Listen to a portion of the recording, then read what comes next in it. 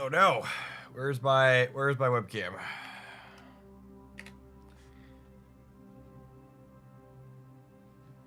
This thing, I really need it.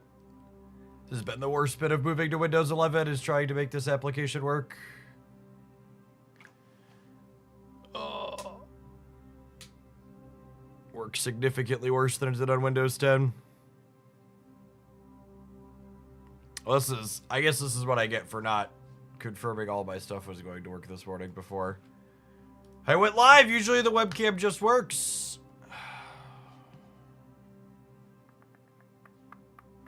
Alright, hold on.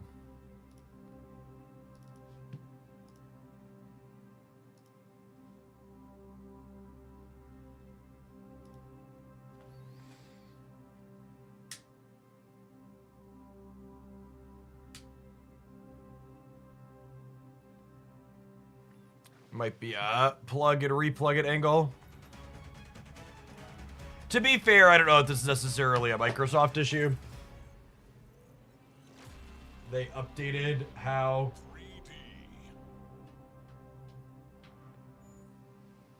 Canon updated their software, and the older build didn't work on Windows 11 like it worked on Windows 10. I had explicitly avoided updating this software because their new Pro version is kind of trash.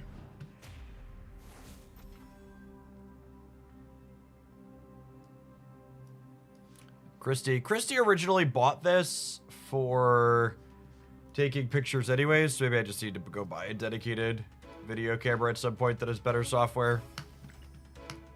Or more explicitly just plugs in and works instead of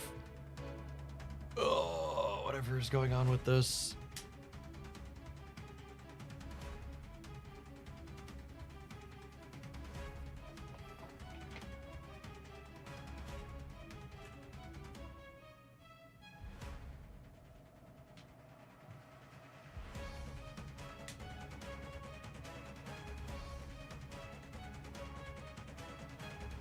Is the camera just not turning on? All right, sorry, I apologize. I'm gonna have to debug while we're live here.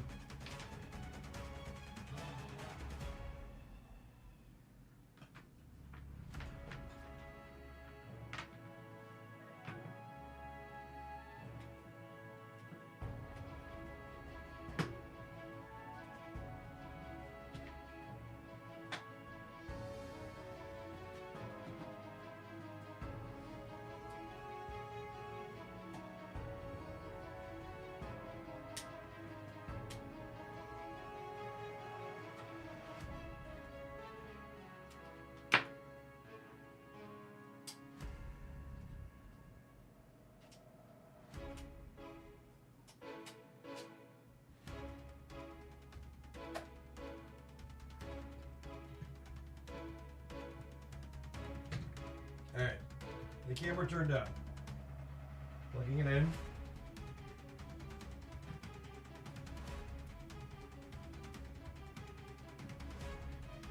Look at that. Alright, we had some bad storms blow through here last night, and I think it knocked out some stuff. Pulling the battery out and putting it back in. Or pulling. The on-off switch didn't work. Pulling the power cord and putting the power cord back in worked. Rad! Thank you for the 82 months. Thank you for the absurdly generous tier 3. That's a long time. Mo Rim, thank you for the 27 months this morning. Because my PS5 complained that it was turned off. My PS5 complained that it was turned off without being shut down overnight, so we must have had a brief flicker or surge.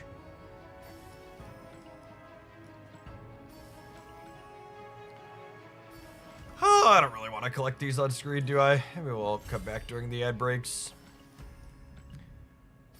Do I? I don't know. It's just, I hate dots. I hate the dots, chat. There's just too many. All right. What do I do to start? I kind of want to do data mine card review to start, if I'm being honest.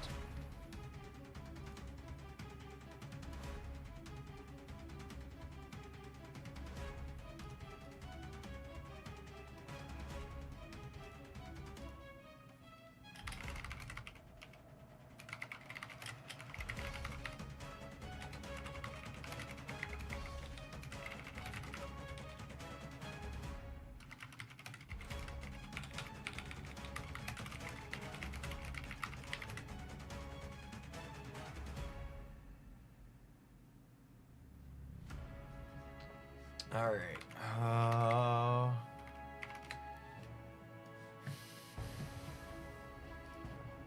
April patch. Merlin. Merlin sounds fun.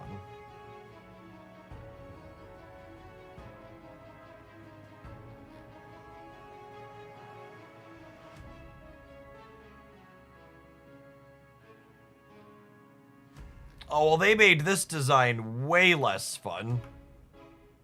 That's significantly worse.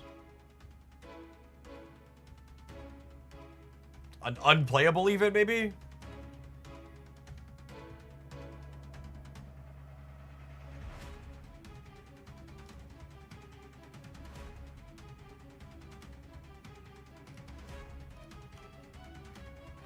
Another 7 cost.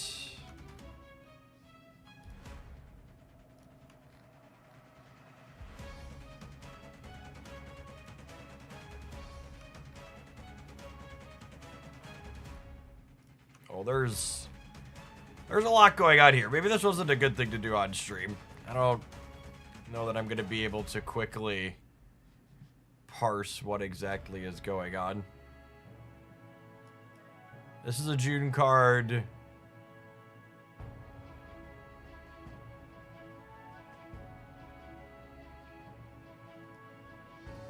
Yeah, there's a lot of associated cards here.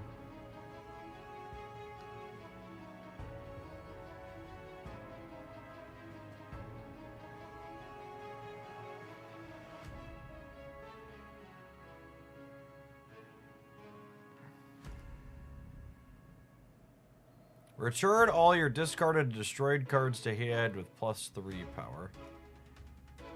There's 19 new skills.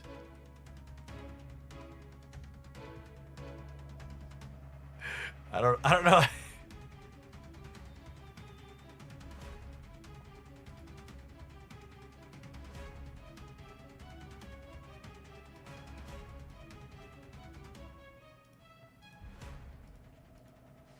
Was Merlin in here somewhere and I missed it?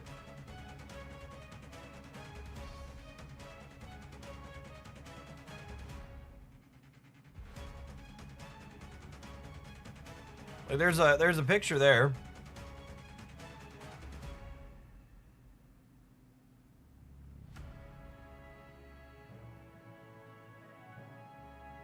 Oh man, that's a great piece of art for Surge.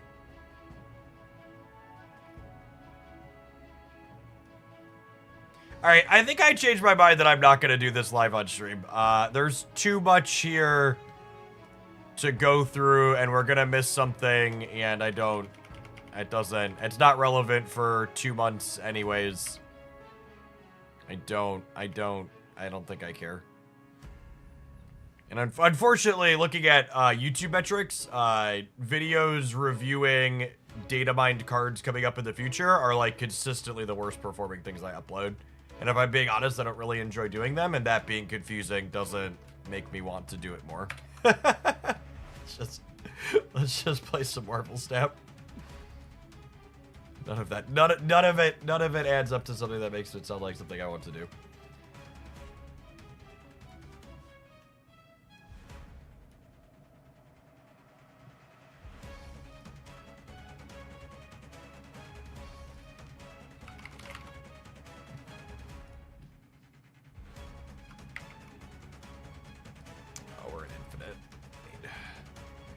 Need all the ranks. What are you doing on tap? Thank you.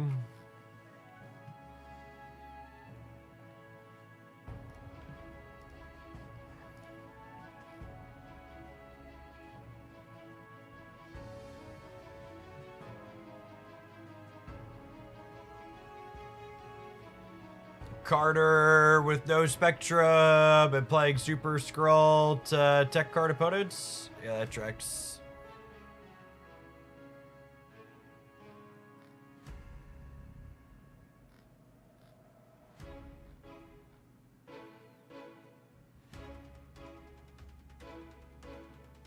Yeah, hopefully we're not going to need new Best Spotlight videos anymore, yeah?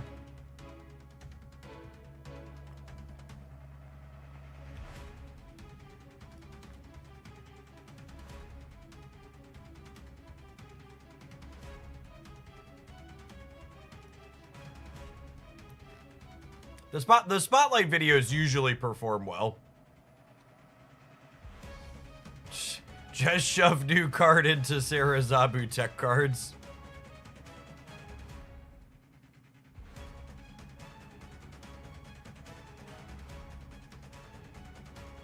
Is there a bug with Mysterio?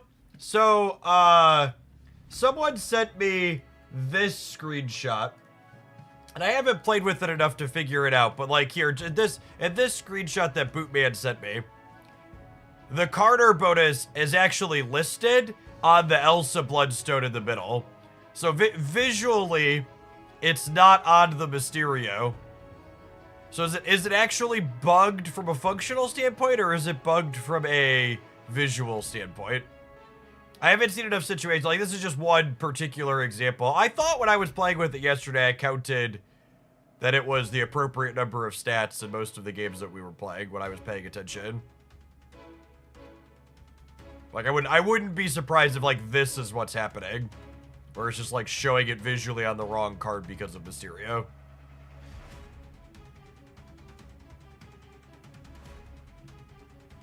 I've heard some other people talk about it being broken, but I haven't seen any screenshots that are like, oh yeah, that's definitely not working.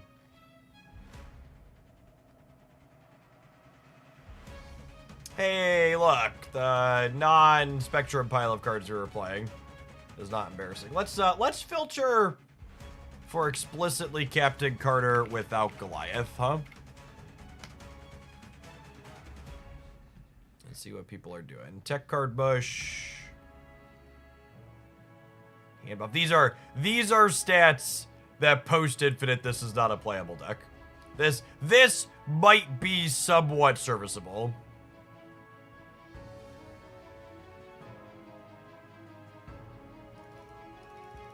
58% pre-infinite means you're probably like 50 to 53-ish% post-infinite.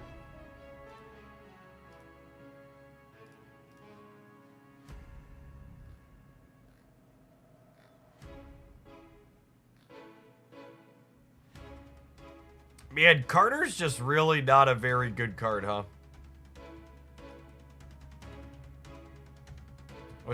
I was kind of hoping that would be wrong, but looking at this, it doesn't seem like it.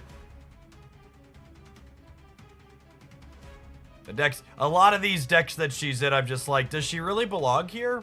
It doesn't look like she belongs here.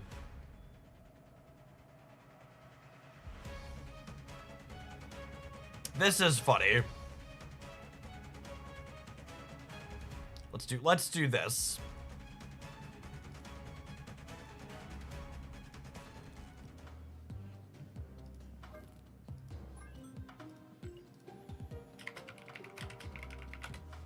That sounds funny enough.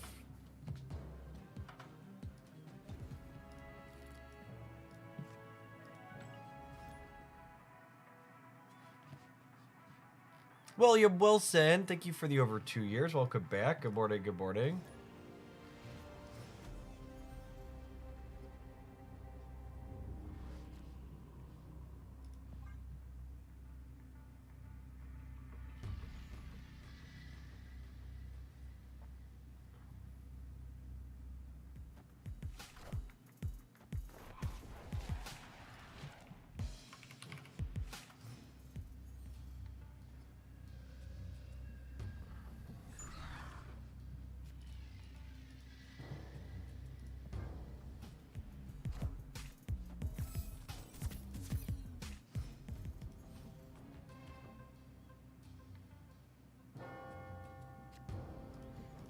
That's pretty good for us.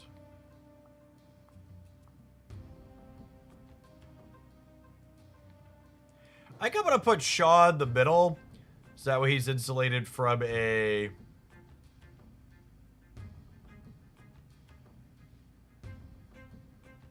what's it called? Insulated from a Red Guardian.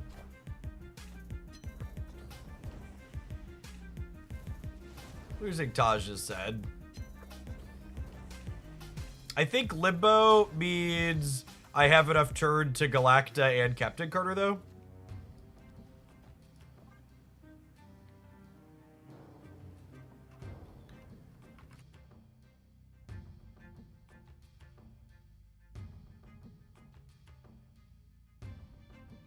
Excuse me. And obviously I don't want Carter to get shrunk by the Thunderbolts tower, so we'll Galacta here and then Carter here.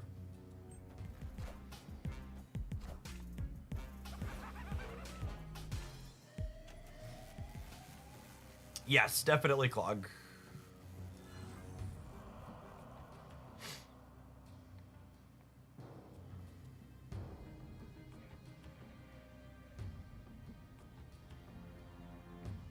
We have a lot of ways to add extra stats onto things, though, which is nice.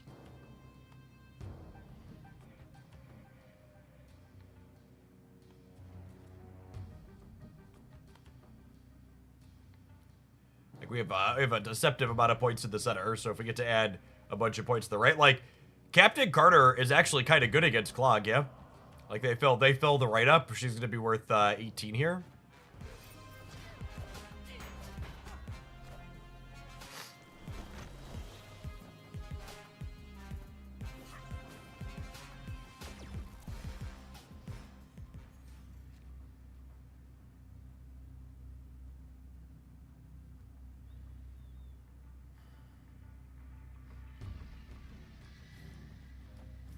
What do we think of this?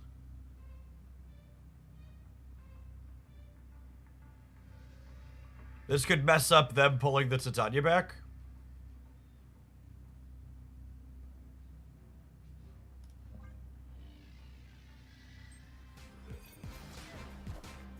They play Annie. I think that's actually unlikely.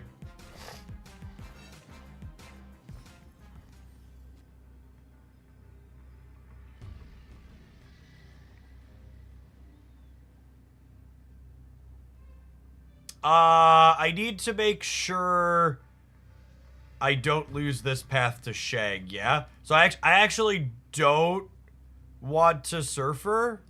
I'm just playing this for a tiebreaker.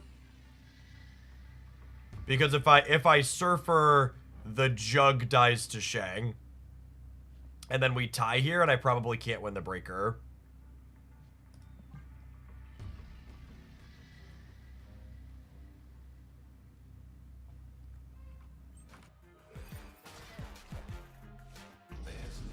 But this is beating Cannonball and Shang.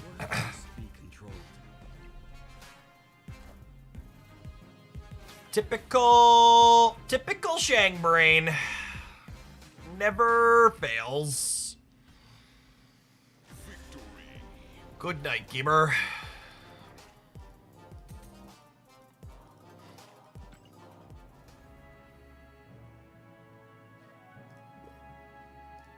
What's our title on the YouTube live stream? New season, new data mine, same old tech cards. Oh, it's so painfully accurate.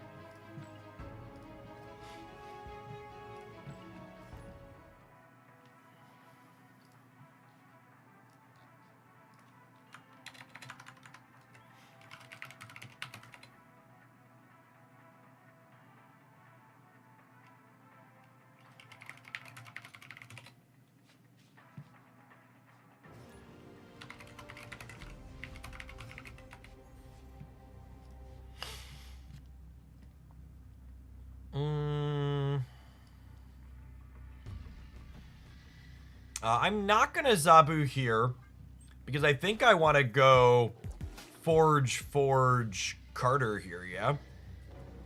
That's kind of fun.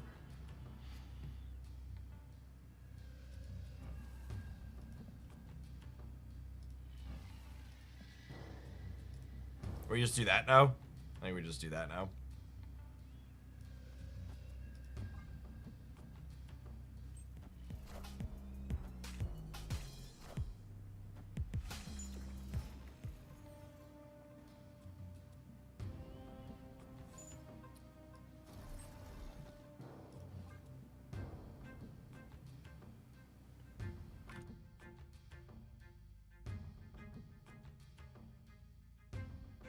Zabu's so good. Ravona Lucas. Probably...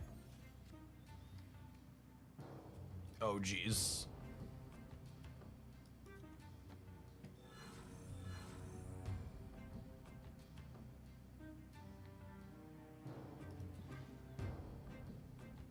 Well, golly. The problem is, if I try to get double Gwenpool, I can't utilize Carter effectively. Maybe I'm supposed to double it. I don't know. That's close.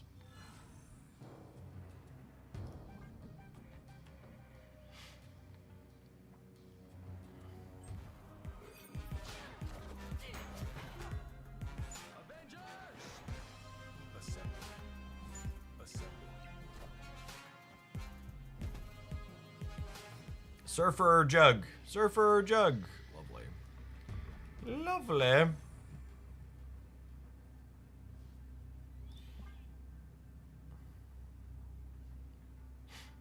A pretty impressive first game.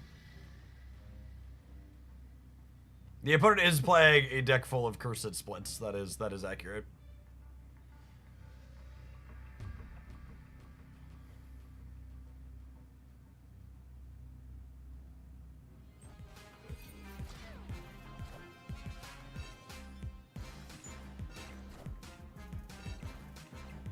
Whee!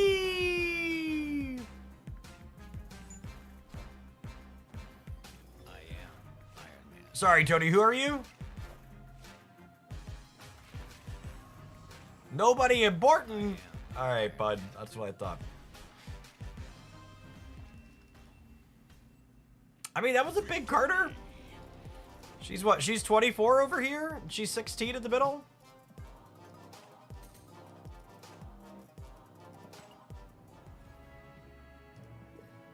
I think someone summarized it best yesterday. Carter seems like a tough card to balance. I feel like she would be unreasonably cracked at 3 energy, and I think she might be a touch too clunky at 4.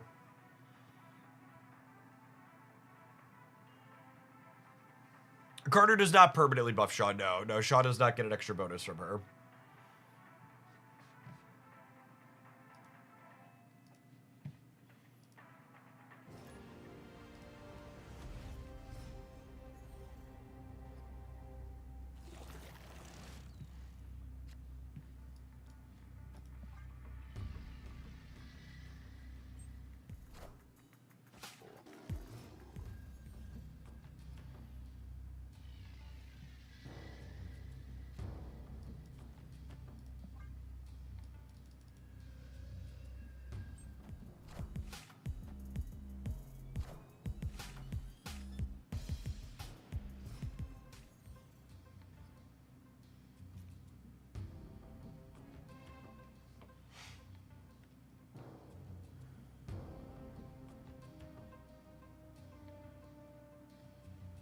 I want a Gwenpool here, I think. Nah, it's probably just Forge, yeah. I want to play Gwenpool into Ant Maze, but if I Forge and Gwenpool on Ant Maze, it means that she's shaggable, which I want to avoid here, ideally.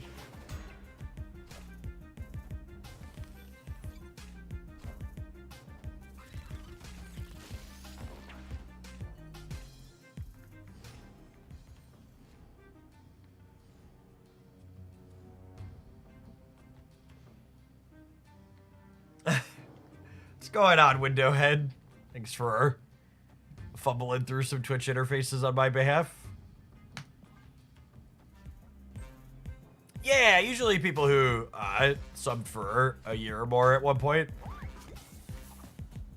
get the mod sword when they're around.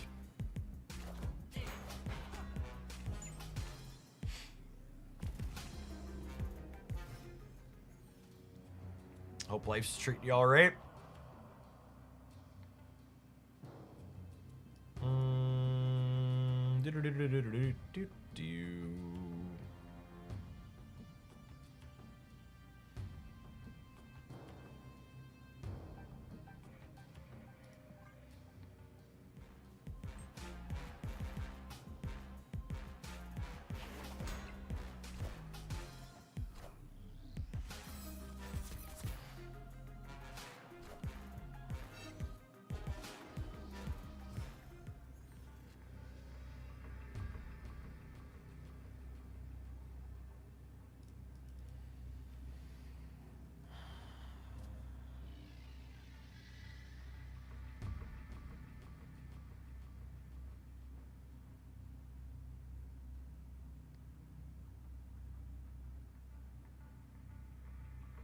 think we're cooked.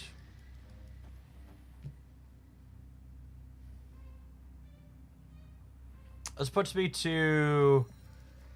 This is 9, 10, 11. I'm going to 18 here. That might be enough. 12 might not hold the left, though.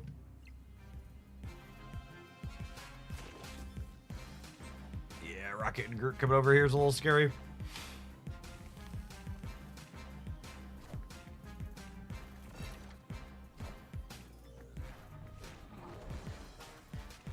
Fair, honestly.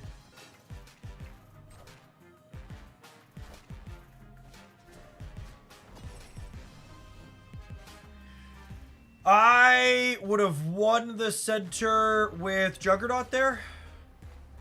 We would have punted this 9 out, and this would have been -3. It's hard to know where the Rocket's going to end up at. It just adds a lot of uncertainty to the play. It's pretty classic end turn coin flip. End game coin flip. End game coin flip.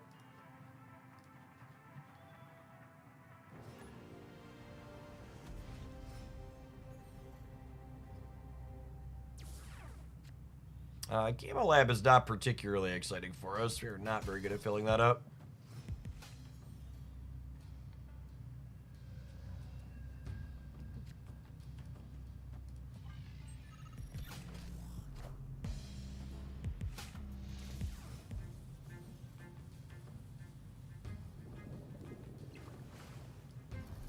So it's like a lovely location for Sebastian Shaw to get Shang-Chi at.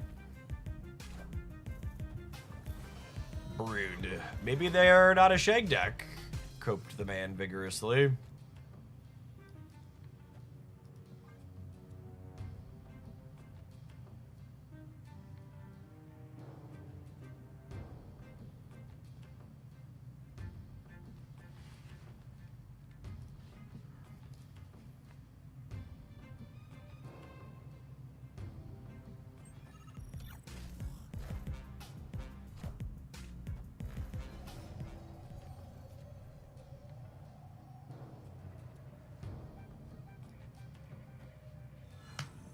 All right, hopefully they're giving us a Silver Surfer as well. Otherwise we're in trouble.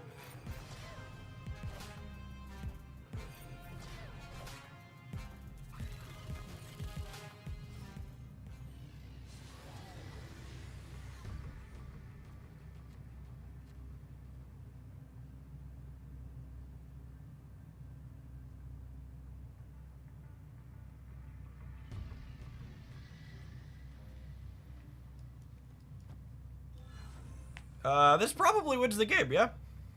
Cool. Victory. Sometimes lucky, rubber ducky.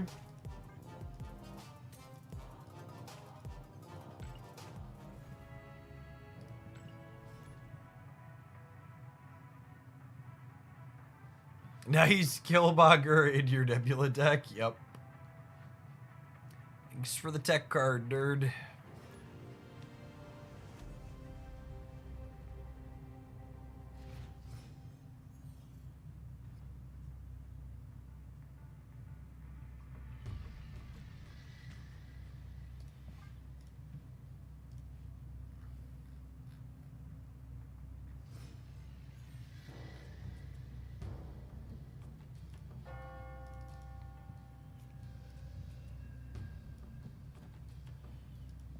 I see in the Discord someone said the Nintendo Direct did not share the launch price for the Switch 2.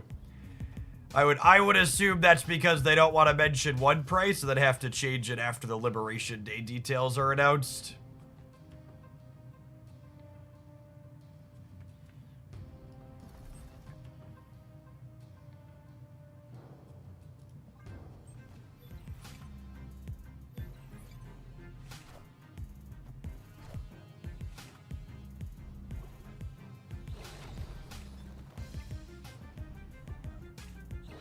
Fun. Titillating gameplay.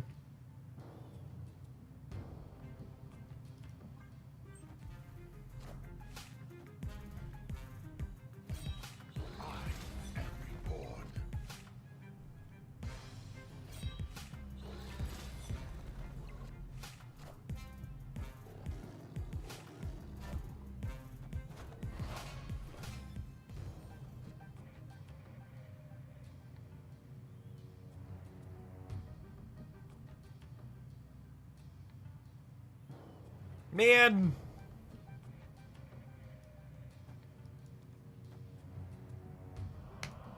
This is fun, but I'm not sure that it matters. Liberation, yeah, that's what Trump's calling all of his planned tariffs, because it's going to liberate the US from the global economy.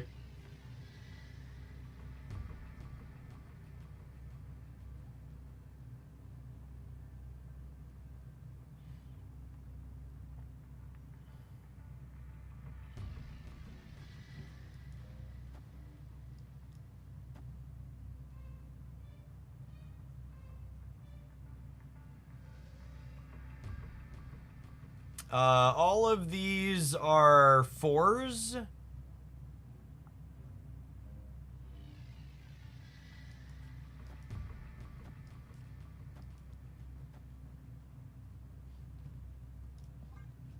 This beats them just playing the apocalypse out, yeah?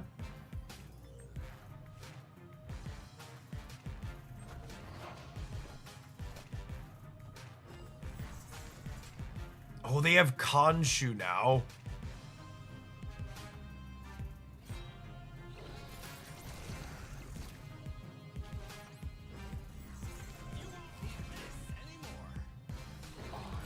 Are we good? Even if Scored goes left, I'm good, yeah?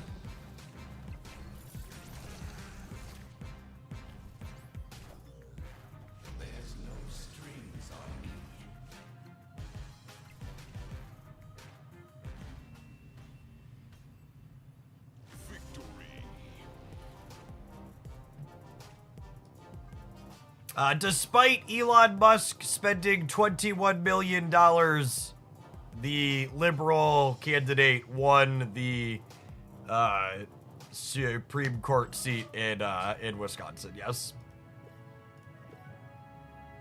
And in fact, the candidate that Musk was backing, pouring unholy amounts of money into, underperformed the previous conservative by like 5 points or something like that.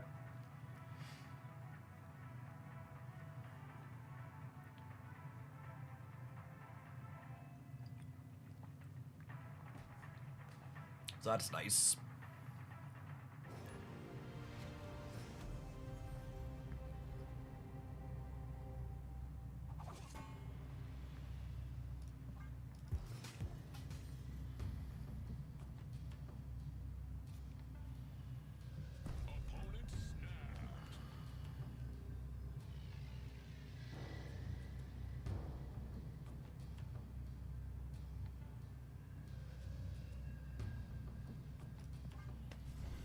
I'm probably supposed to leave, but I just want to play a game of Pokemon Pocket, chat. Marvel Snap? Marvel Snap. Whatever game this is, I just want to freaking play it, okay? Is that asking too much? Narrator, it was in fact asking too much. Freudian slip. Yeah, whatever freaking game this is, I would like to play it. I don't want to leave.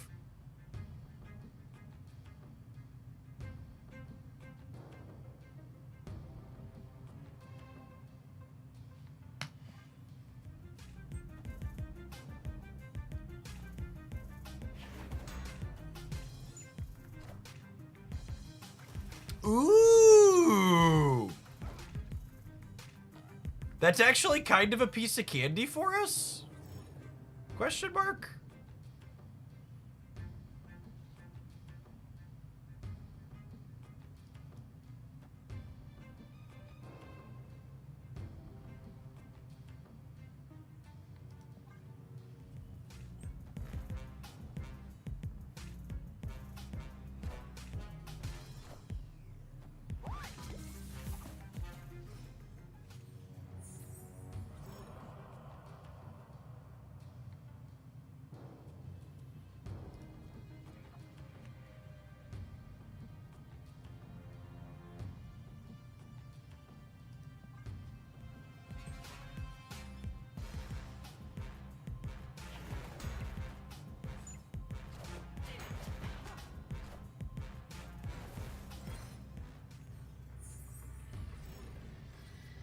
Oh man, who's ready to get tech carded into last week?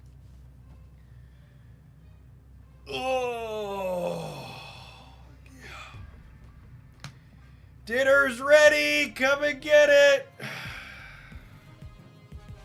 Hopefully with the center and the right after they kill Captain Carter.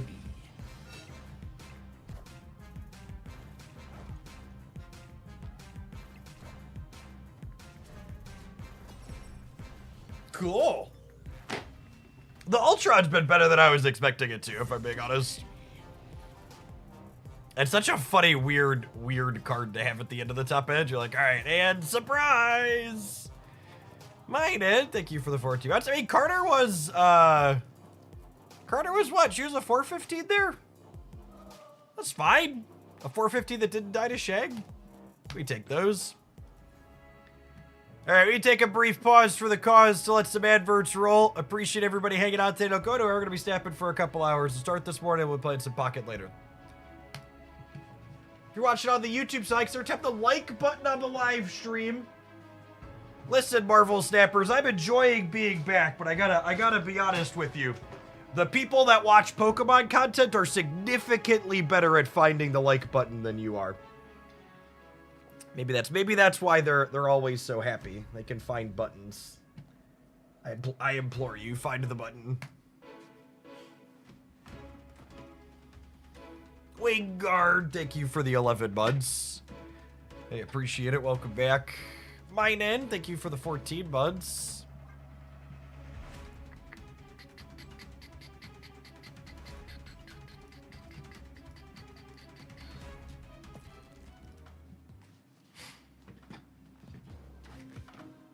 This deck isn't dying to tech cards and it can play into Crimson Cosmos. You probably need to find a new deck. That's true. This deck could be better if you cut Surfer. No, I think I like the access of like having both plans of attack. It's neat having two different big top ends.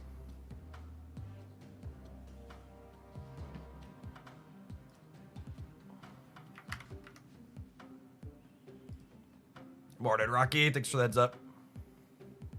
We need more Wiglet jokes in Marvel Snap. That's the truth.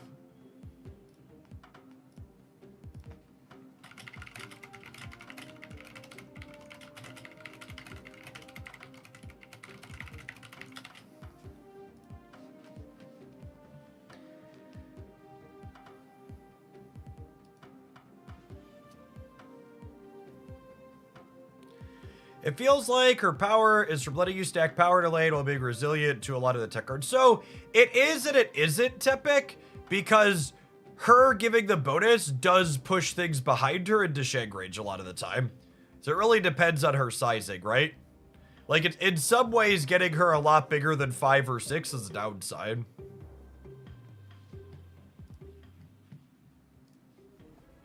You really want her to stay in a very specific range of power.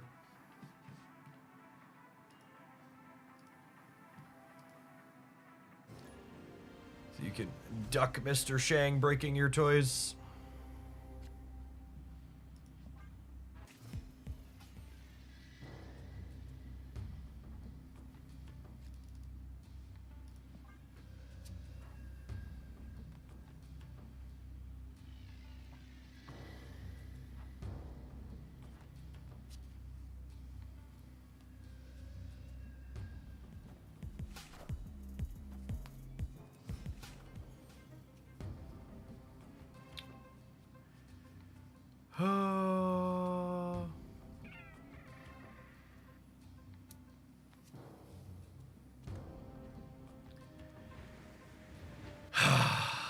Them getting to play this into here is annoying. Get rid of one of them, I suppose, but we're probably cooked on the locations for this game.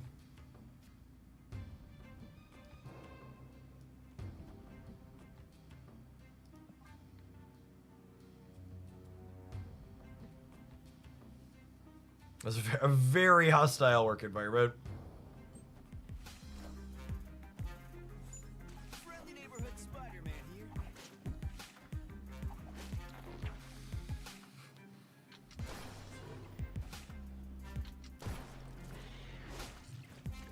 Can I get a flavor judge ruling on Peter Parker working with Craven and Fisk Tower?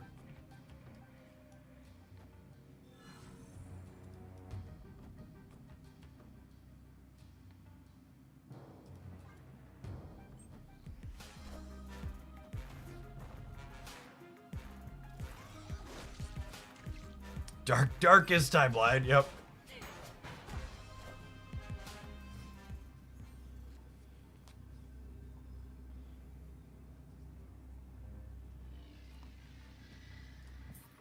I hit my second gold Pokeball in a pack this morning. Now I don't know what to do with my points. I just find full art traders, yeah.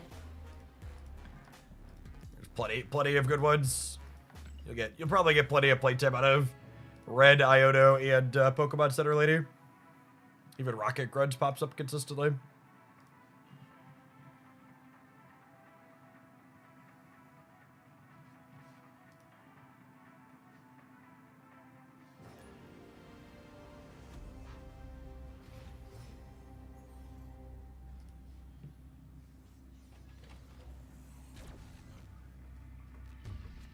Oh, hey, I should play Ultron, yeah?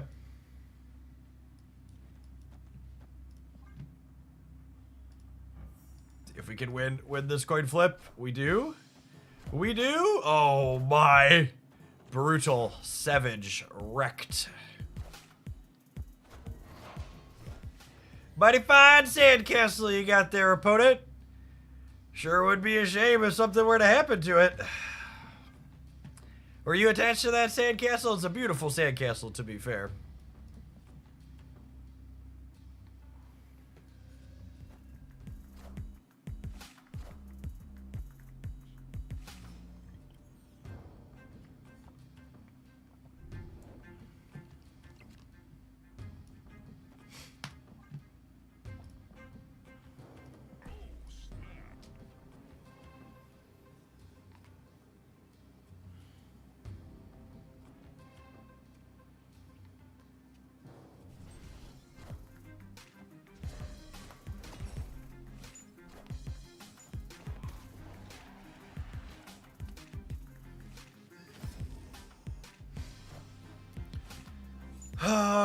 What's my line here? Let's see what the expansion does. But there's something to be said for just continuing to surf, yeah?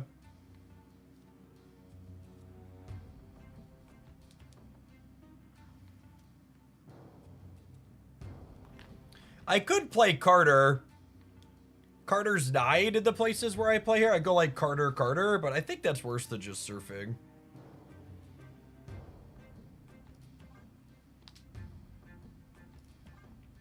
You like Gwen? Really? Gwen just has such a high probability to brick. Nah, I think I just keep making servers.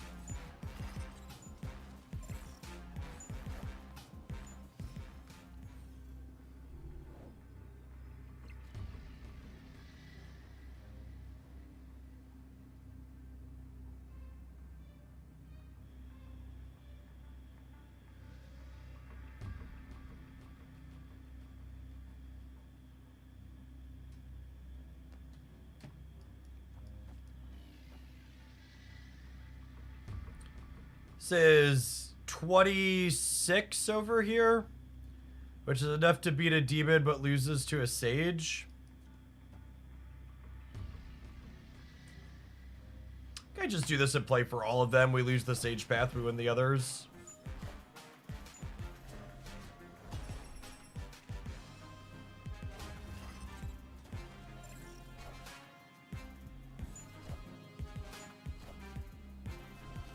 Oh, goodness me, oh my, so close.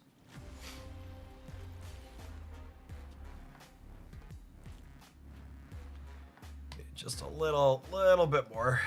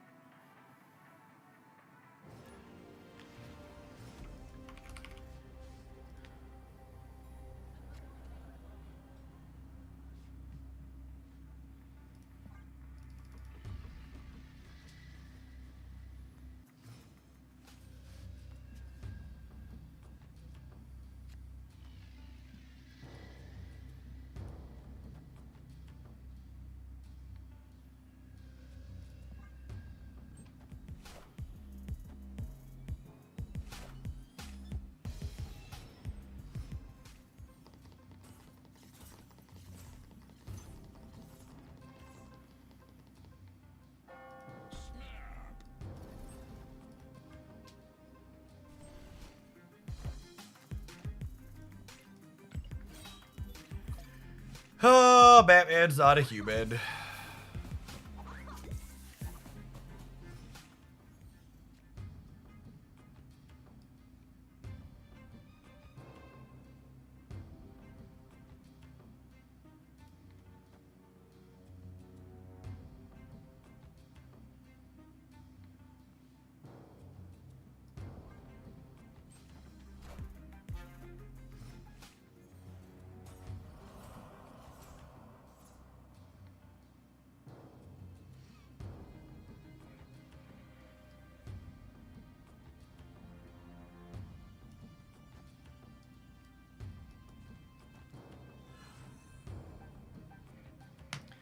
I don't think it matters. They're a bot. I'm just gonna do whatever.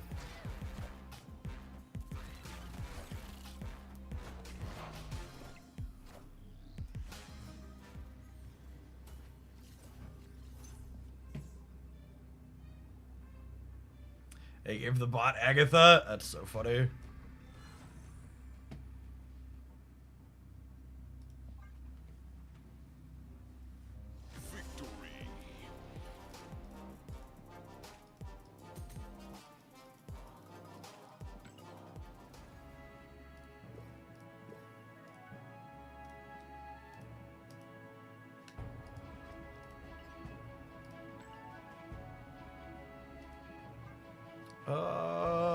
Win locations with 4 cards. Yep, definitely doing that one.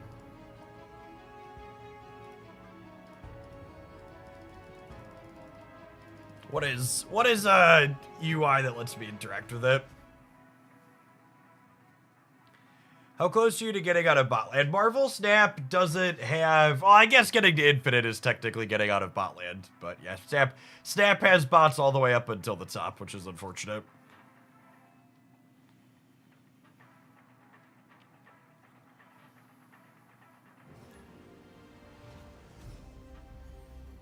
It is one of the things there's 2 things that I've really appreciated about laddering in Pokemon Pocket that I wish Marvel Snap would do.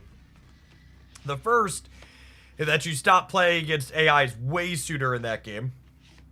The second is that the matchmaking is a lot wider in Pokemon Pocket than it is in Marvel Snap. Very, very, very regularly queue into the same people in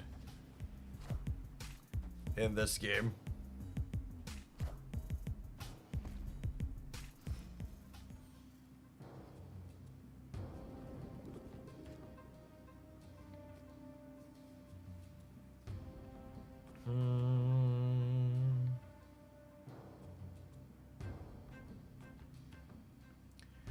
Am I brooding or not? It's Brood or it's Shaw. I guess I could Patriot too.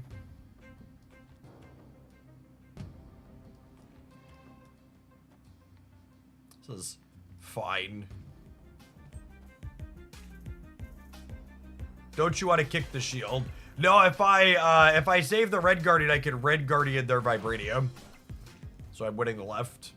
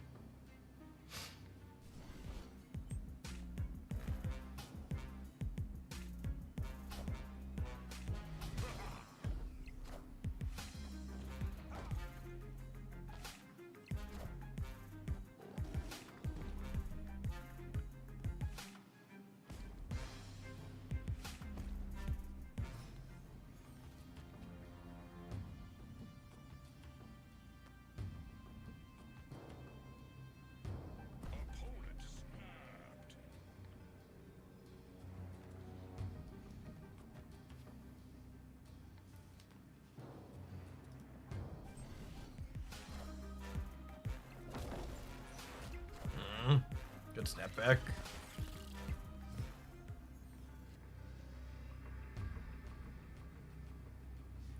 Suppose that means we're dead.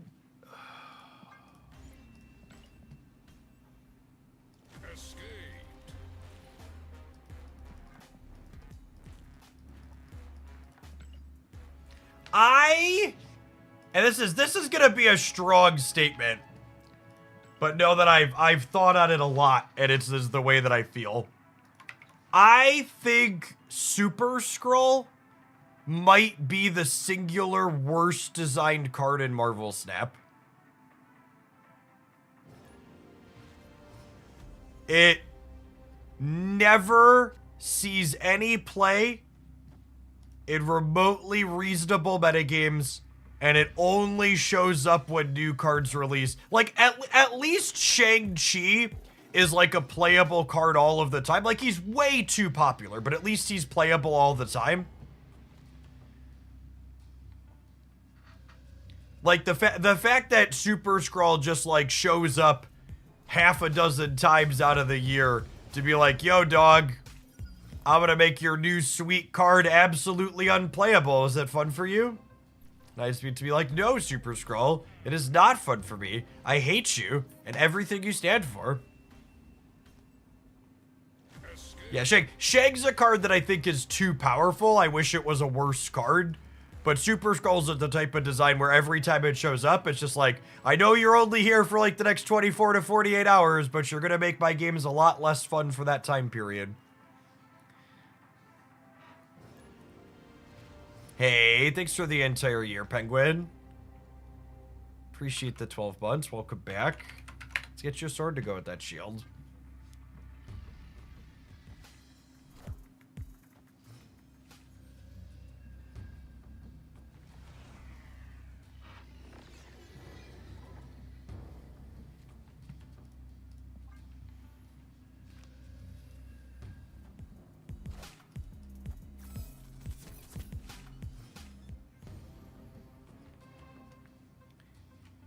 Keep Bishop in the Hawkeye deck is fun. We'll try and punch Ant-Man here.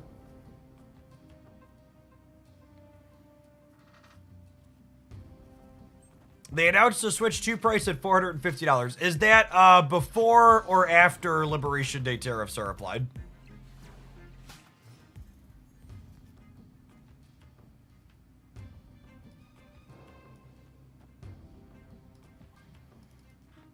Before, I believe. I would assume before as well.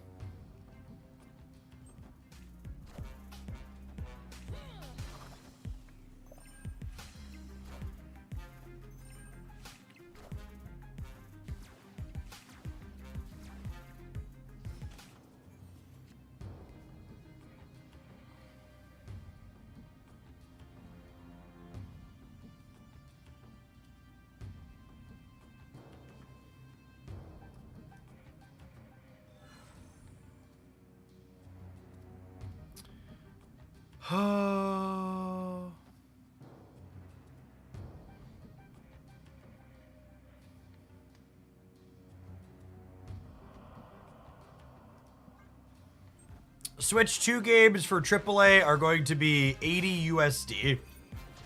I'm sure people are going to have a very normal reaction to that news. All systems go.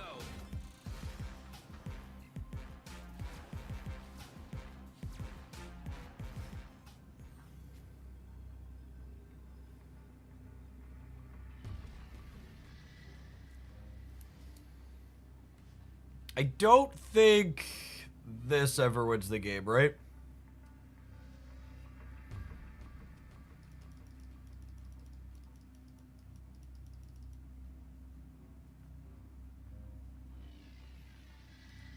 Yeah.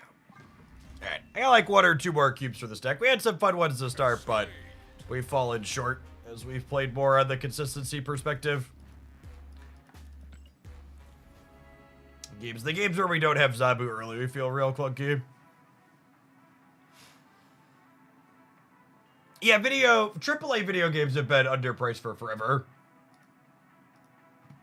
They're paying 50 and 60 bucks 2 decades ago. And we both companies both spend more money making games and all the other factors like inflation in between them.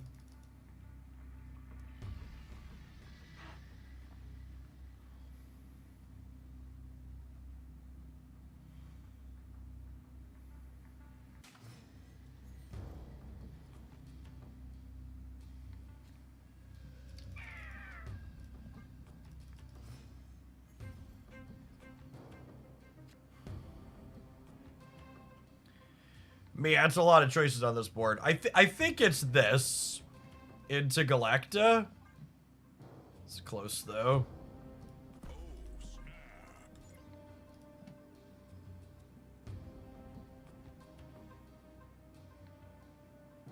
Scotch, thanks for the 16 months of Prime. Welcome back. I think AAA games have been offset with the cost of in-game purchases, right? You are right that some AAA games have in-game purchases that make them cost even more. But that is not the norm for all of them.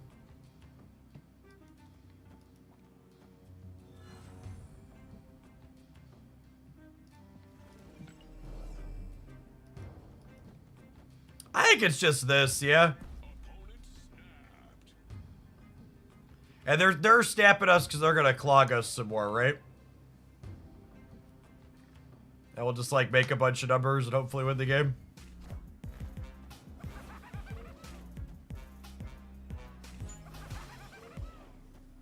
MV, thank you for watching so much over the last year and more. Welcome to our latest Shillionaire.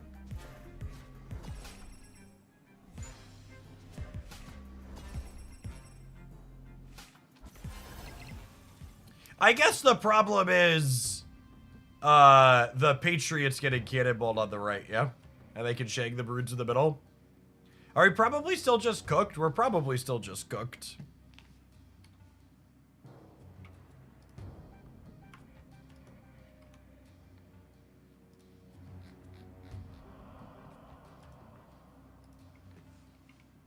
That was our 250th Shillionaire redemption. A fun milestone to pass.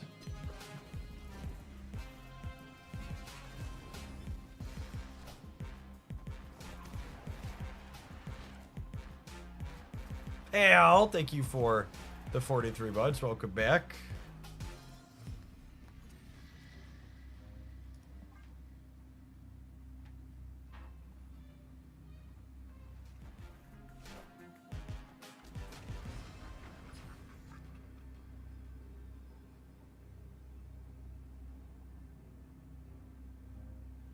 Even just two demons beats us here, yeah?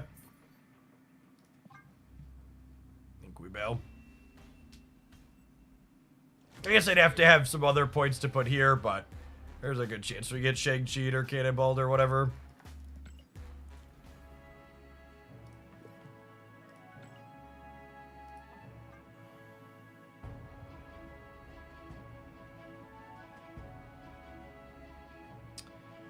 I think I have one more drop left, yeah? Not that any of those are particularly interesting either. We'll come back later. Hopefully someone else will grab them. If you're in the Hoaglandia thing and you haven't logged in for a little while and you wouldn't mind logging in to grab and drop through some of these crappy ones, I'd appreciate it.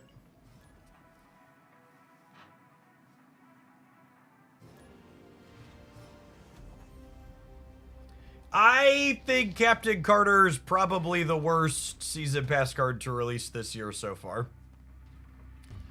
She feels incredibly mediocre.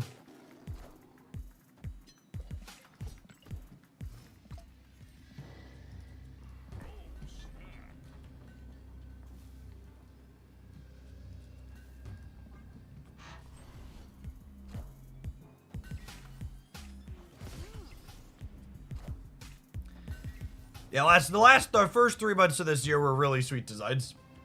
And powerful cards too. Not just sweet cards, but also really powerful.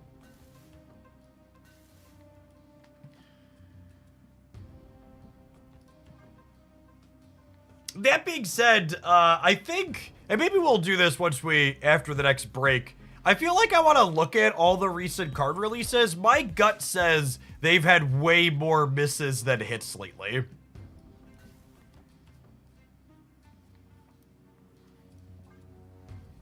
I need to look at it though.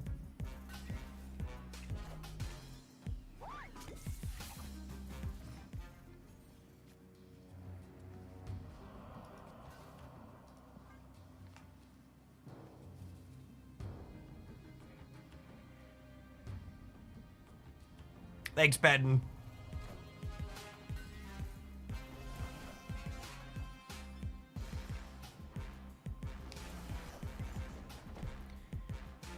There's an inappropriate joke to be made about Ant-Man making himself large while he sits in the space throne, but I don't know that I'm fully able to work out the details, so just pretend that you laughed that I was clever.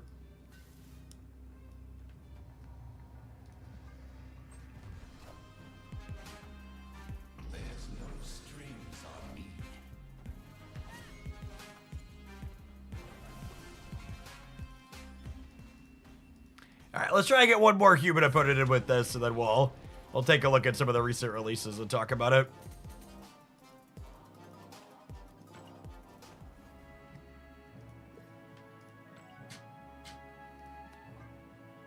Classic Trod pumping us up.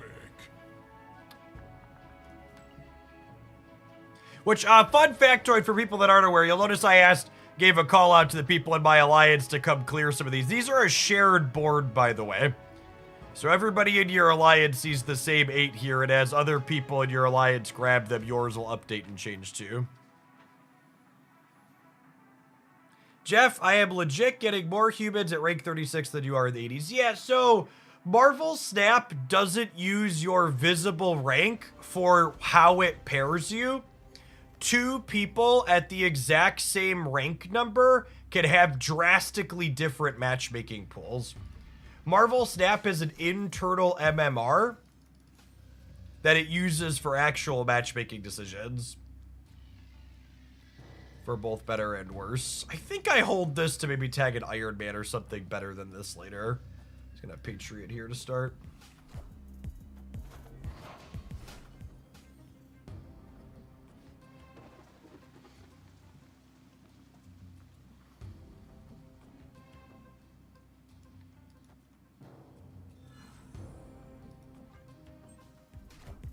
What's your all-time favorite modern deck for Magic together? And Kiki Court, obviously.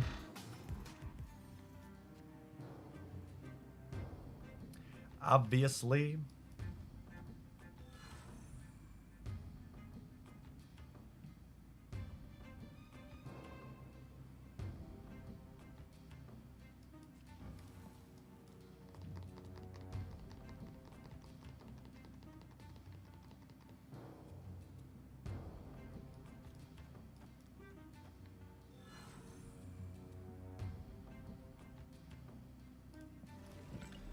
I don't know. All my options seem kind of mid here.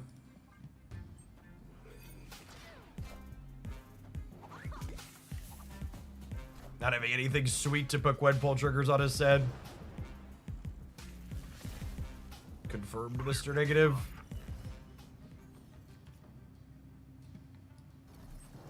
That's lovely.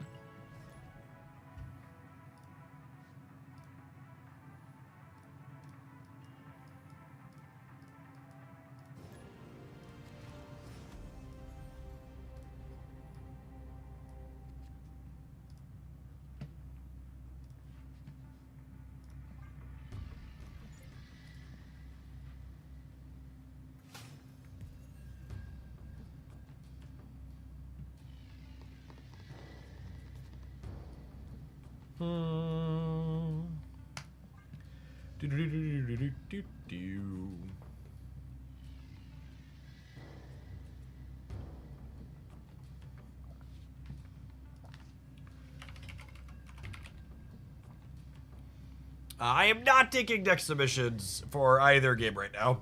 Just so we're clear.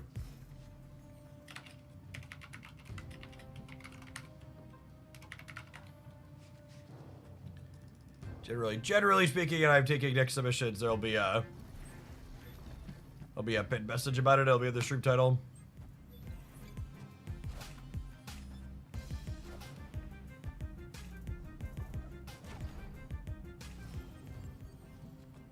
That was fun.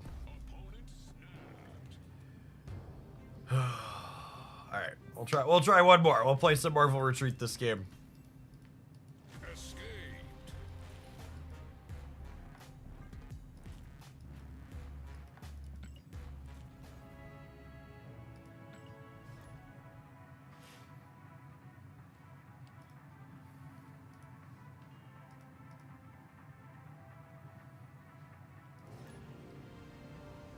I wonder if TCGs are the same way, where the best format is the one where you're a teenager, so it's had the most free time to play it. I think that's probably true for most people, but for someone like myself who like had enough time to play, who played games as a job and like played through a lot of different formats. Well, obviously your favorite isn't remotely objective. I think my feelings on the topic are a lot less skewed by what was good based on when, because I was playing a lot through a lot of different moments.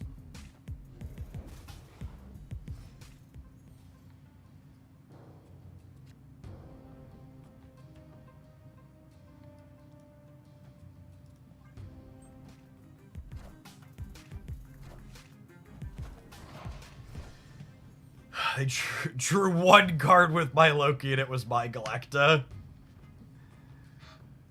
Oh, man.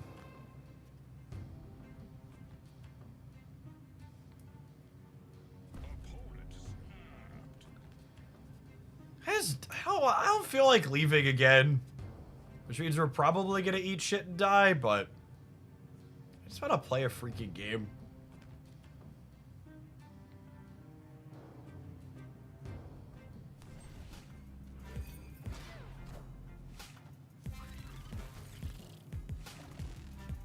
Hopefully Throne Room ends up here.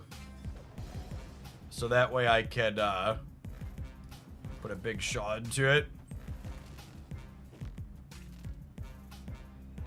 Perfect.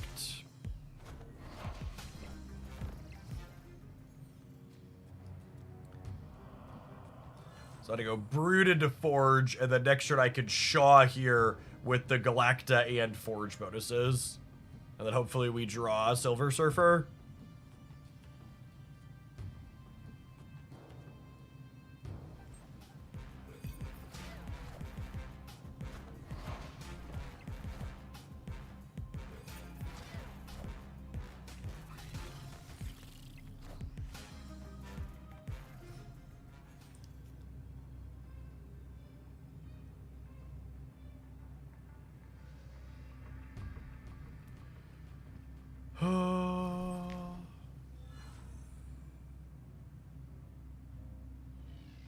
Oh, I just lose to Thanos on the left because of my Galacta. Oh, maybe they play for the center and think that they have the right locked up. How big is Shaw? Shaw is 5, 6, 7, 8, 9. He's 13. I guess we're also losing to Thanos on the right, huh?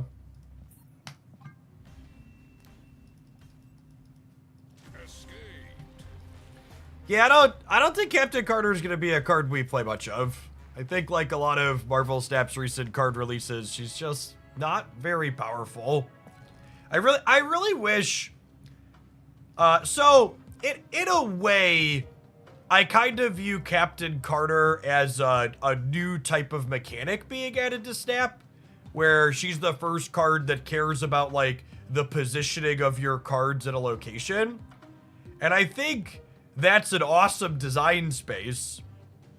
But I also think that, like, just like when they added Activate to the game, they were way too conservative with how they used that new design space.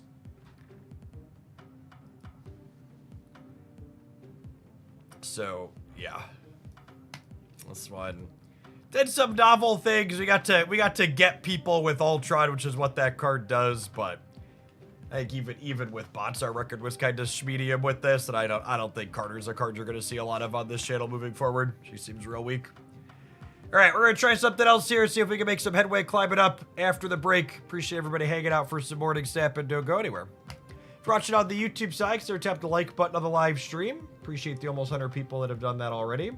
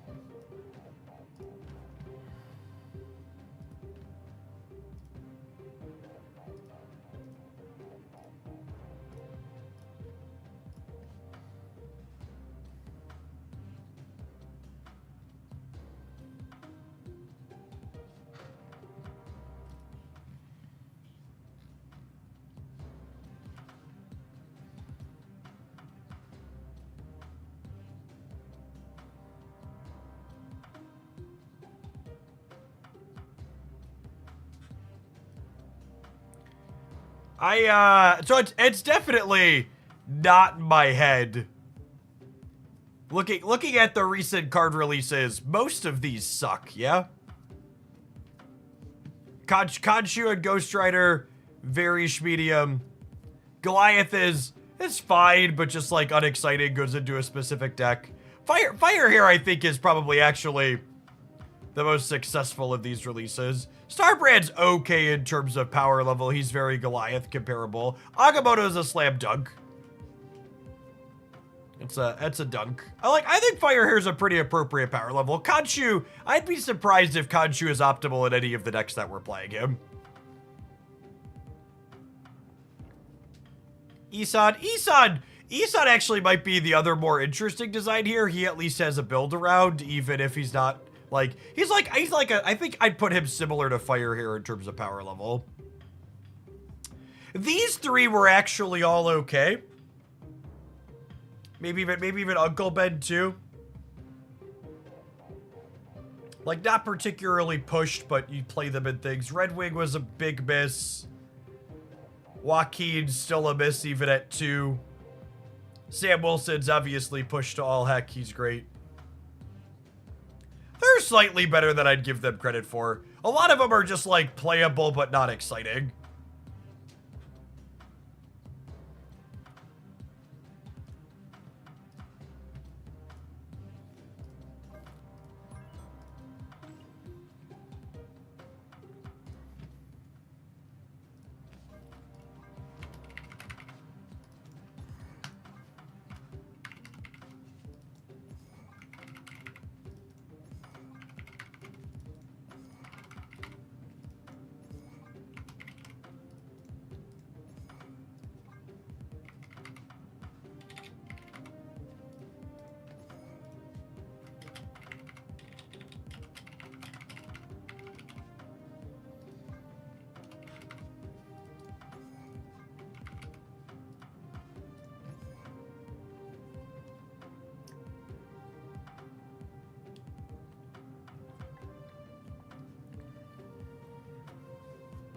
Probably Kate, too. Another Victoria hand thing. Sam's good with Goliath.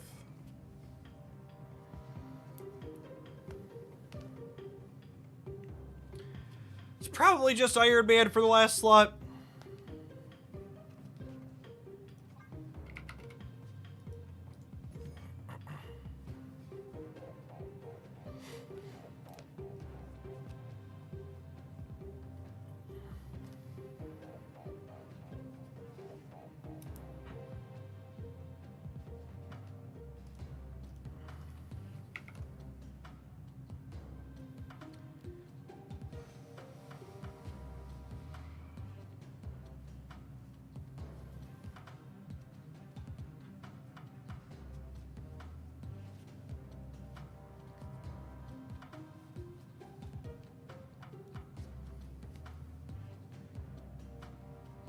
Hey, Yoinkos, thanks for the tip, but like I mentioned when you pulled up the command, I don't know that I'm taking viewer deck submissions post-ranked in Pokemon Pocket. Maybe that looks okay. Well, like, you like sent me a deck with one Pokeball in it. It's part of the reason why. 1 Snorlax and 2 berries. Are the numbers wrong on these, maybe? Maybe the numbers are in the wrong spot. Is it 2 Pokeball? No, their numbers are after. I don't know. I'll parse that a little bit later, but I don't, maybe. I might refund you on that.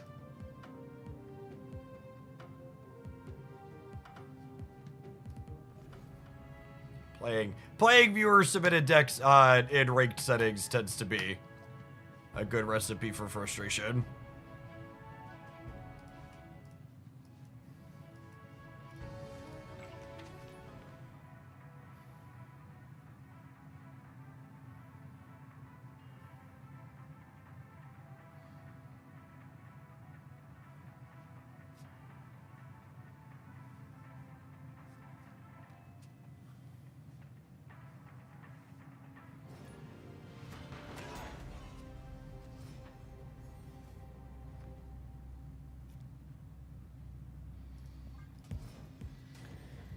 Ah, what a location.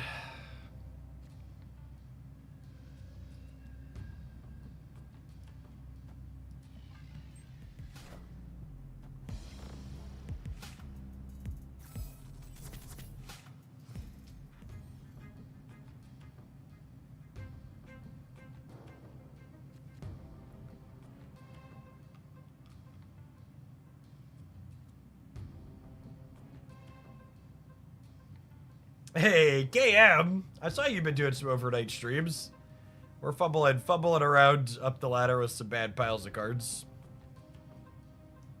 What would you get first, Sam or Kate? It really depends on what decks you want to play. They're both really good cards. I've literally never rated you because I'm never awake. Yeah, my time slot doesn't begot raids very frequently. Hope you had a good stream. Clap it up. Honestly, I think I'm just gonna punt to cube and take a mulligan here. These locations are just so hostile. Escaped. My entire kingdom for Crimson Cosmos not to be in the common location pool. It literally just single-handedly takes every deck I love playing and takes it out back.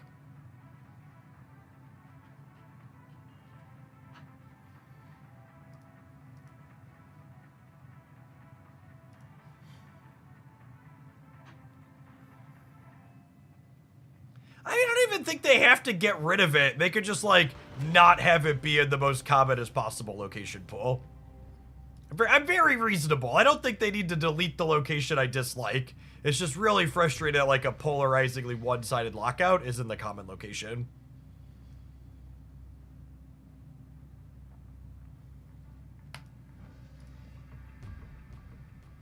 I think the way our hand is structured here, we Kate into Sam. Is a human? Is a human? I try so hard to say good, positive things about Marvel Snap. I've been such a positive Marvel Snapper lately.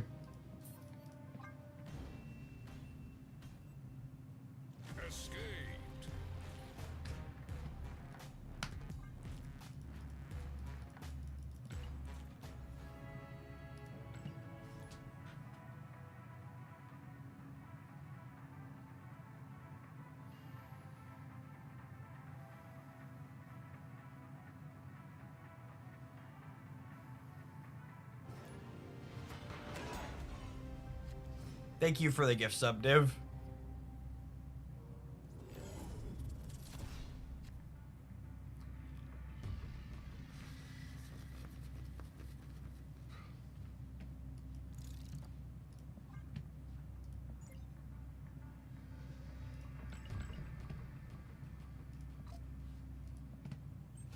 Probably not a human. Oh, that last one wasn't a bot game. They were a human. Gap. If it was a bot game, I would have played through the Crimson Cosmos, but this looks like a bot game.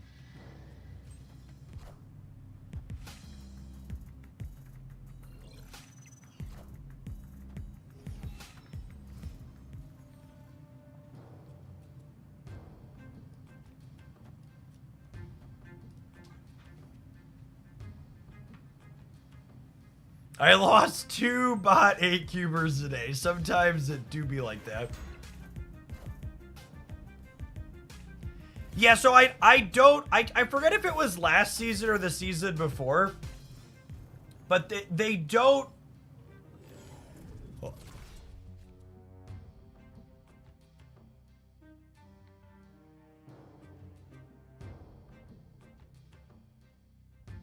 What I'm about to say is such BS, I'm allergic to it. It's not that the bots cheat. It's that, they don't auto-lose anymore. For a long time, almost all of the bots pre-Infinite went out of their way to lose the game. And they don't do that anymore.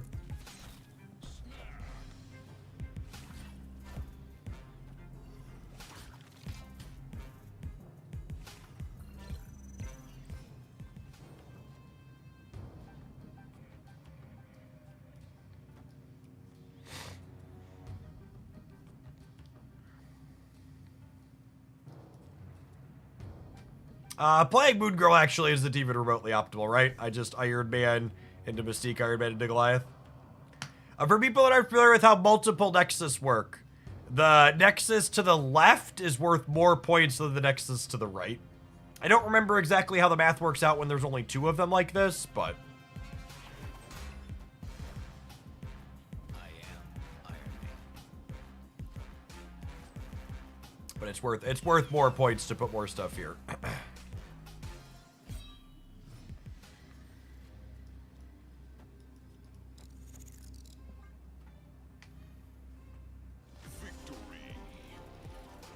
I have formulas for when there's 3 of them, but when there's 2 of them, it's different.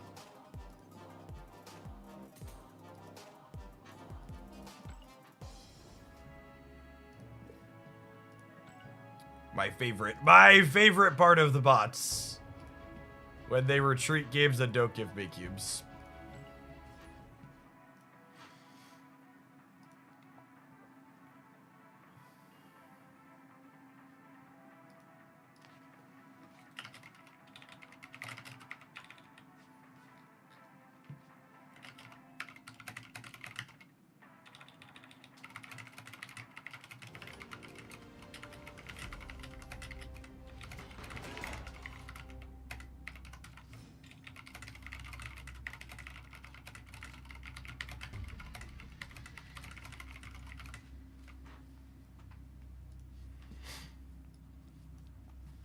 Alright, at least it's not quite as bad as Crimson Cosmos.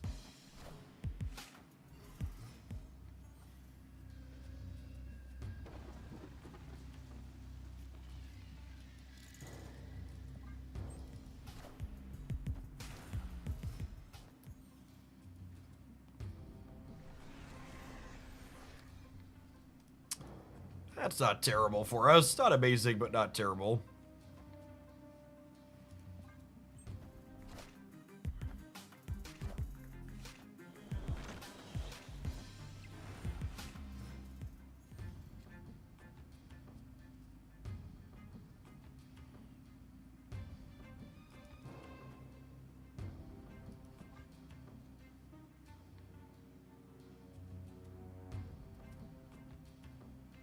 Is Moon Girl even good? I think it is.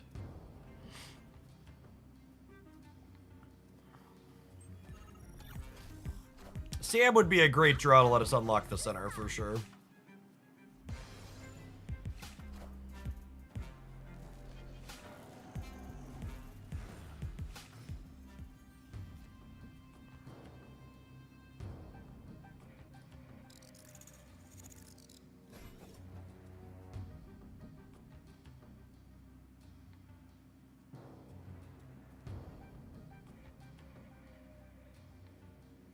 So I have to fill here. The question is, what am I filling with? I think it's this, and then I could Iron Man plus Kate over here next turn.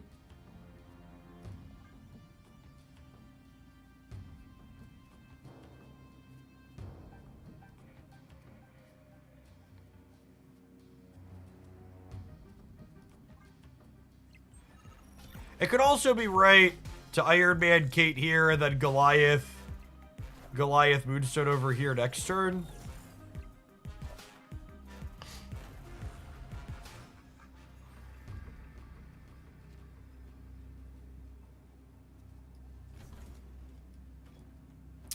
Moonstone making this cheaper is a fun interaction on this. It gives me 28 on the left. That's probably enough, yeah? Victory.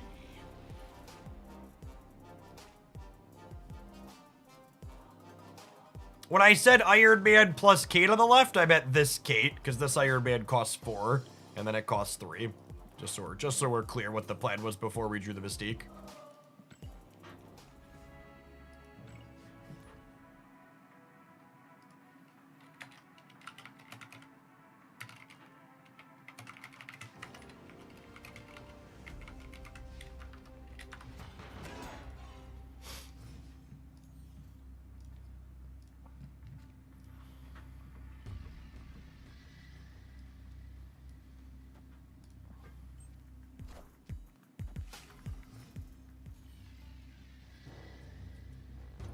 Wish I had room for Mr. Fantastic in here. Just don't really have a good slot for him.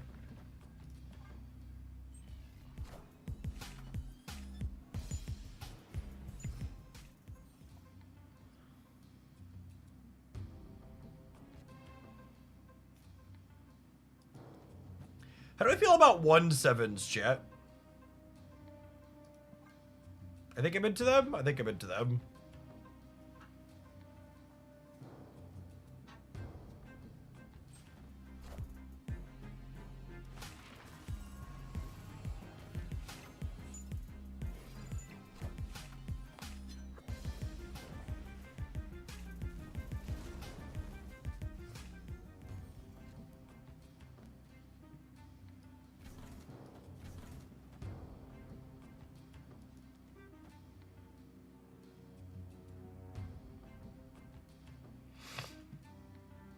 Do I want the cost reduction from this? It just locks me into such a low amount of points over here and forces me to be able to have to win these two, which I don't love.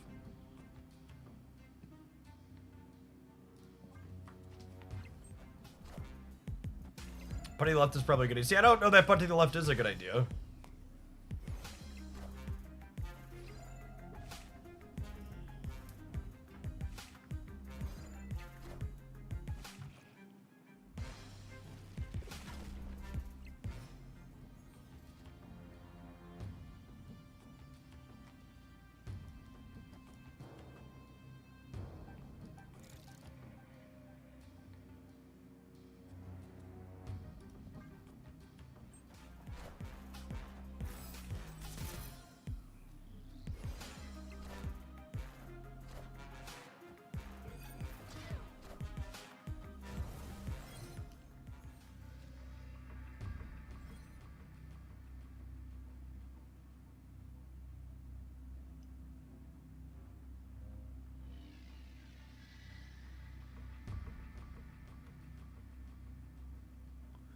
Man, I don't know. I don't know that I'm prepared for my sandcastle to be kicked as hard as it's about to get kicked.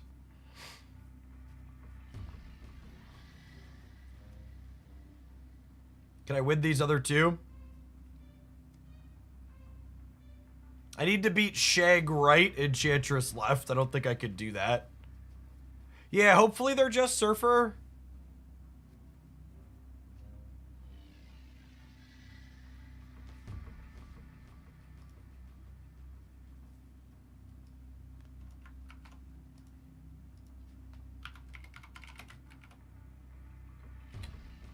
They're a flicked Surfer. Interesting.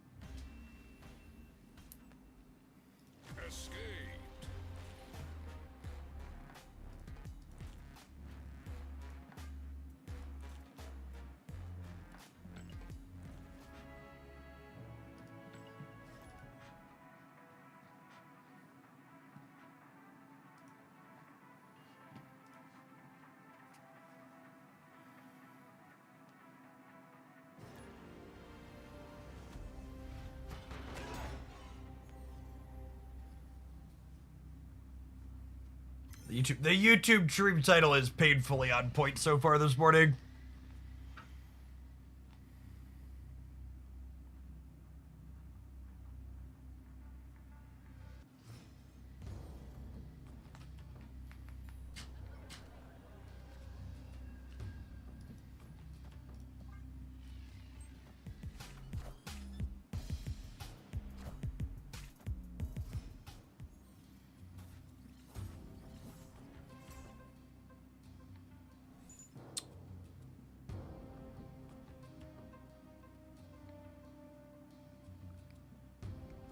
Okay. I'm gonna do this, and then I'm gonna do this next turn, and then we're gonna play Victoria hands all over the board. Friendly neighborhood Spider-Man here.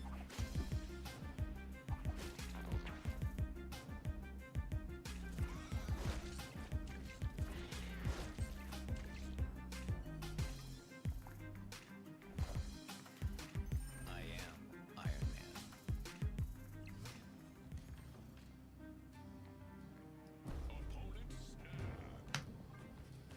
I'm gonna stay just because my hand is fun. I would like the record to reflect I shouldn't. I definitely really shouldn't.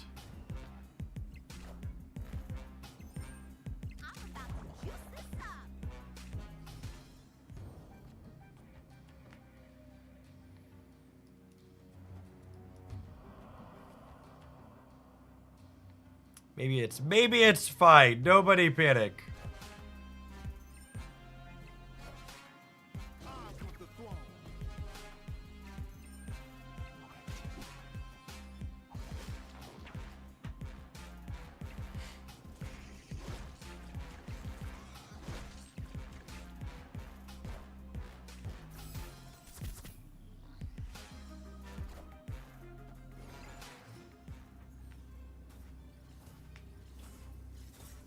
I think we might win this game, gamers.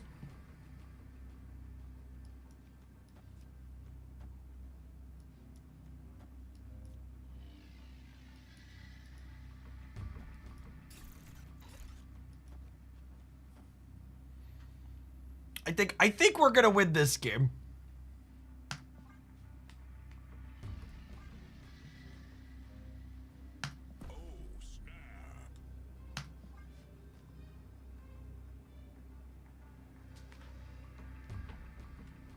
I almost don't want to snap them because I really want to see it play out.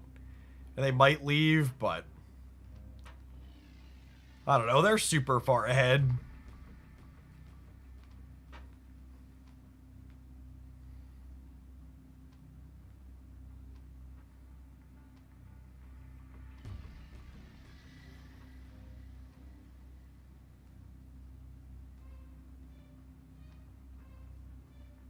Send some hands their way.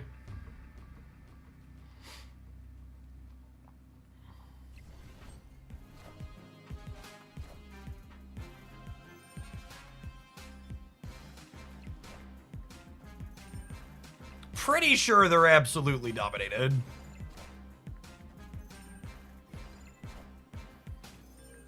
I think we win all three.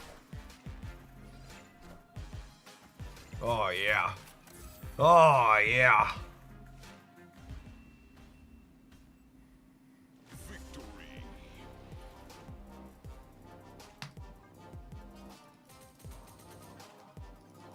If one Victoria hand is good, four must be better.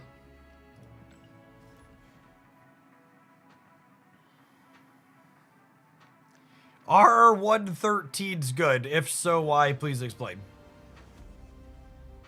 Behold my mighty hand. That's what Onslaught's referring to in that instance, right? He's referring to quad Victoria hands.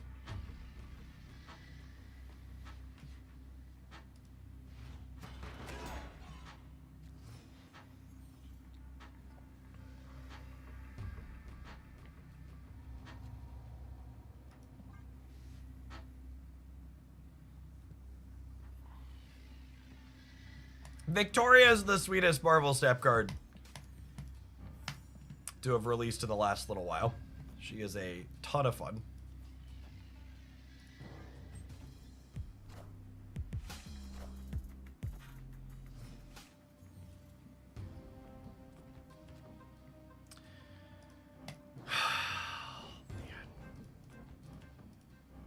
Of all the locations in Marvel Snap, these are 3 of them.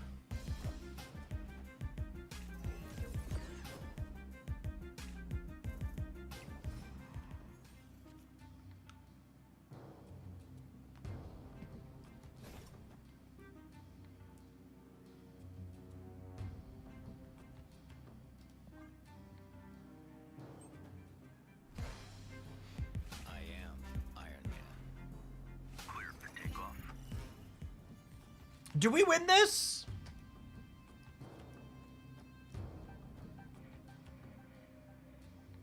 I think we win this, yeah?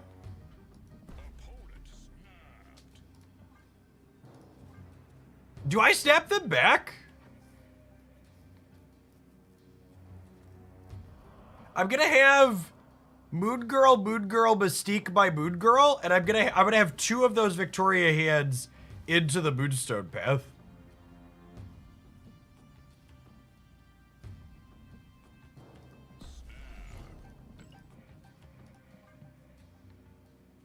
Unless they play Sam this turn. Yeah, I guess they could play Sam this turn. But I don't know, my Moon Girl over here is gonna be pretty big.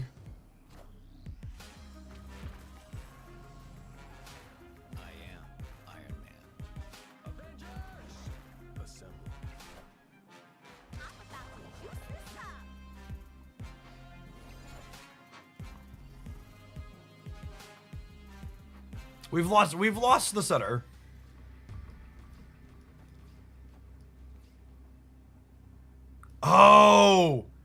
Oh, I have to put this one here, which gives me a little bit less over. Gives me 3 less over here. You think they're Tribunal? They could be, I guess. There's a lot of just Spectra builds that are playing like this, though. I don't know. I'm gonna stay. Let's vomit the 8 back out. I think they're just Spectrum.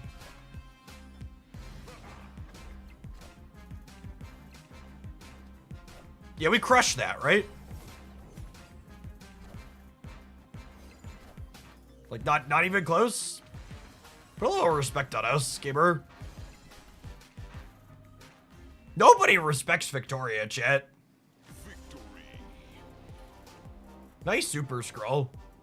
Yeah, it's like this deck getting to have a lot of draws that just don't care about Super Scroll is nice. That was 100% I have my tech card snap.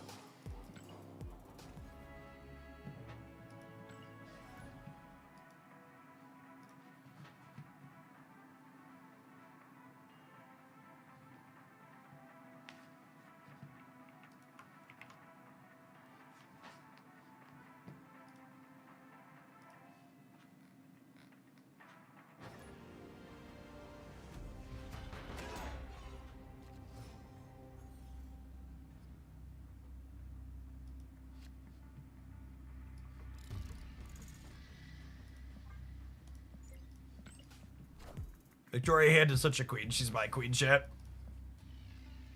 Desperately need a good variant for her.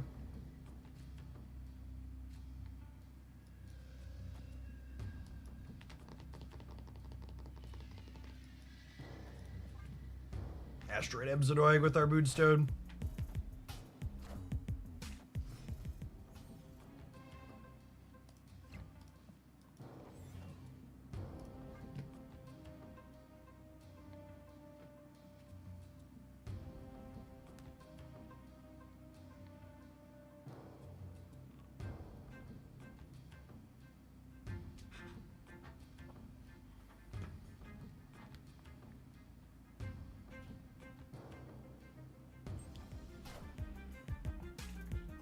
There are some Victoria variants in the Data Mines. That's sweet. Looking forward to that.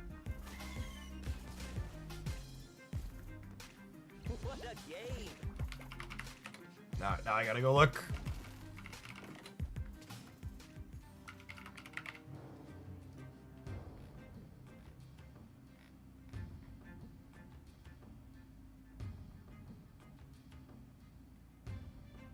Oh, there's a couple.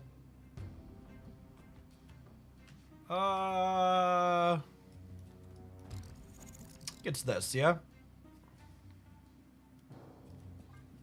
And then we like Moonstone here, and then we can Victoria hand here on the last turn.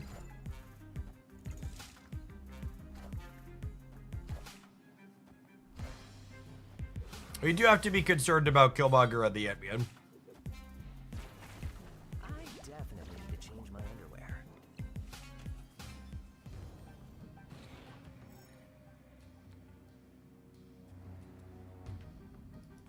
I think it's just this to try and lock up here.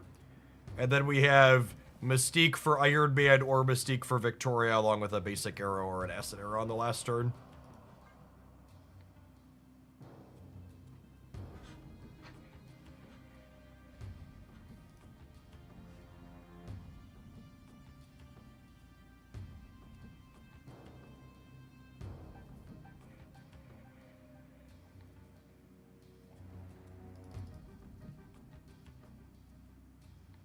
Is Goliath worth it in your opinion, or is he an easy skip? If you like playing Spectrum, he's probably worth it.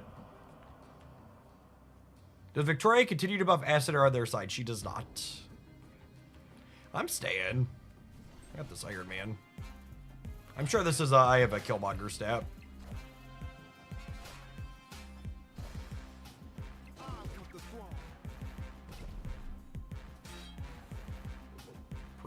Predictable gamer. What a game!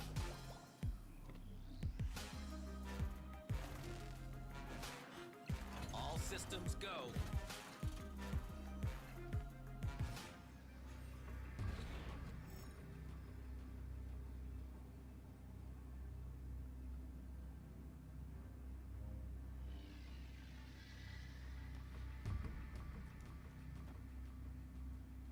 So Goliath's gonna gain 2 from Victoria and Mystique. So he's gonna go, it's gonna put us at 10. We're gonna go to 20 here in the middle at a minimum.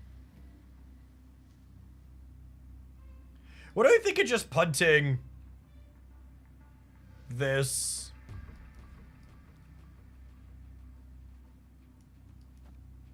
I could just punt the left and play for big stats.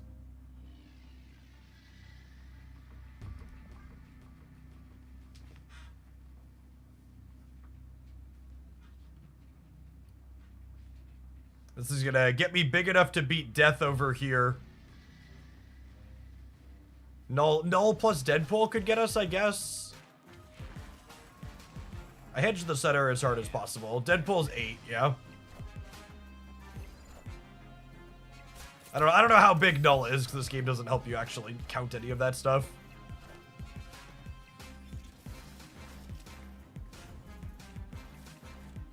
There should be a total power destroyed somewhere on the interface, ideally. Yeah, I think we just want to make sure we beat Death in both of these locations.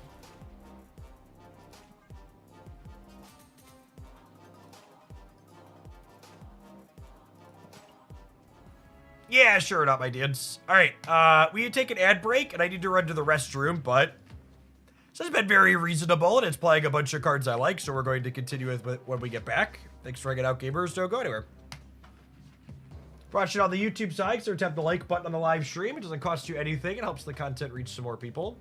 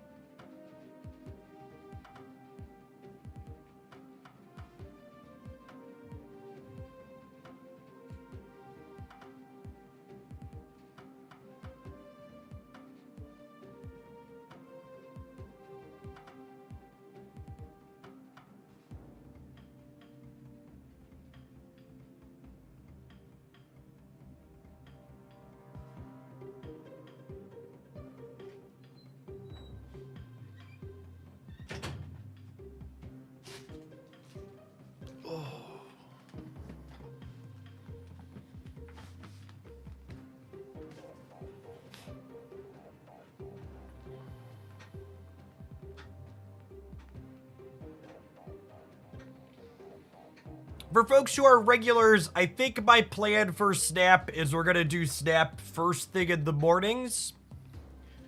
With the asterisk, obviously, we won't be playing tomorrow morning because there will be a feature location, and Marvel Snap is famously unplayable during feature locations. I think we're going to play this morning for a little while, and then we'll play some more on Friday morning is the plan.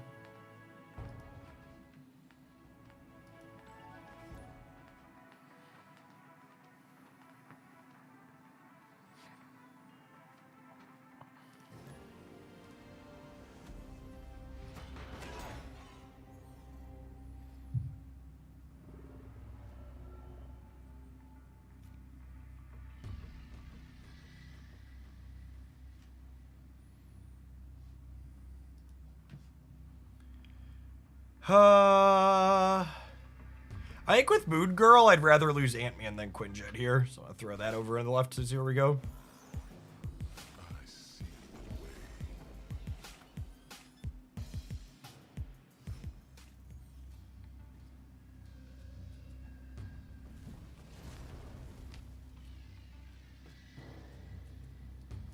Oh, that's interesting. Their Spotlight cache is data mined for next month, even though they might be going away. I guess that makes sense.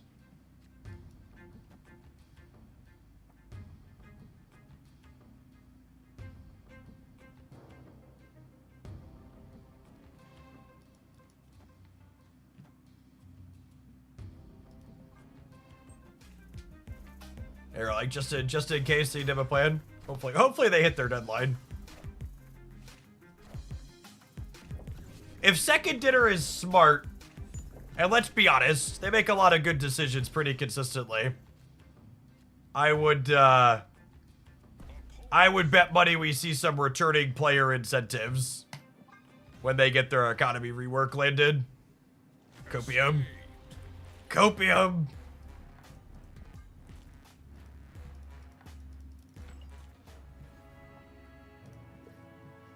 Like, if the economy rework is as reasonable as the announcement implies, they, like, couple it with a decent returning player incentive, they can have a real solid organic injection for the game.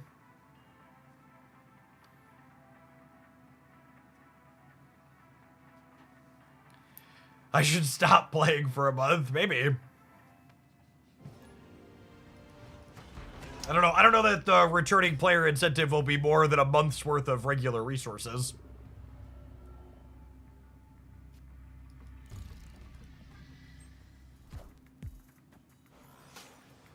Are ye worthy?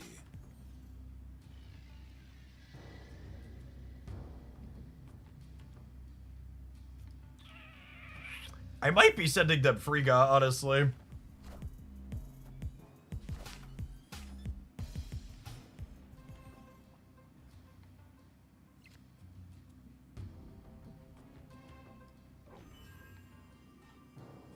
Nah, I'll give him Kate. Sorry, Kate.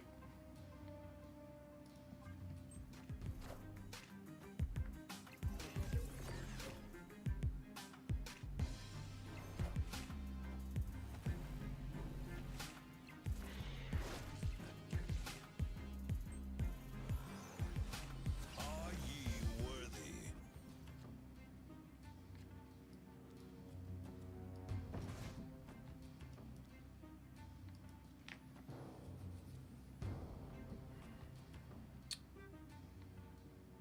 I think I get Ravona down here, so I have the option to Moonstone Ravona to, like, make Mystique and or Iron Man really cheap on the last turn.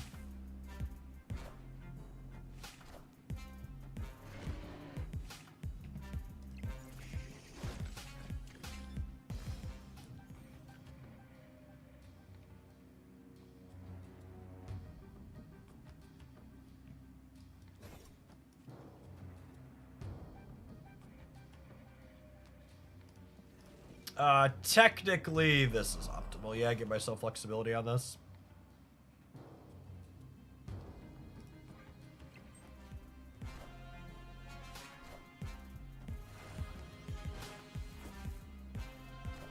Oh, I forgot that that was going to be a thing that happens.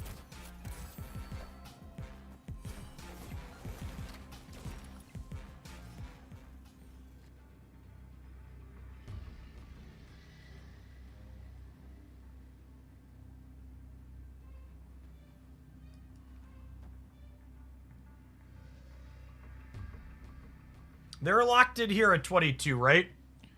And this is 9-11.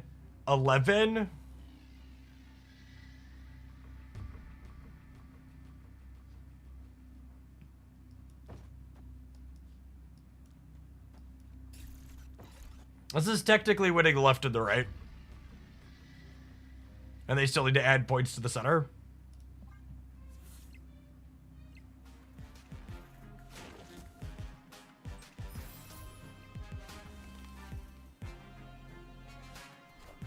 Oh, do I lose the cannonball?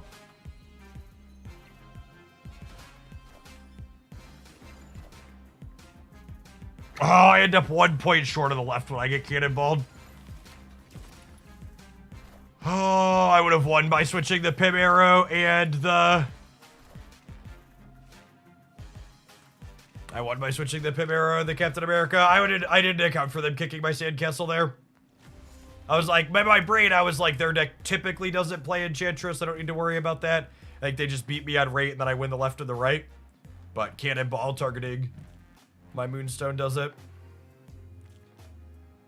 I should have, could and should have accounted for that. Basic arrow should have been enough to win here if they're playing for the center. Those are my 2 points to lose.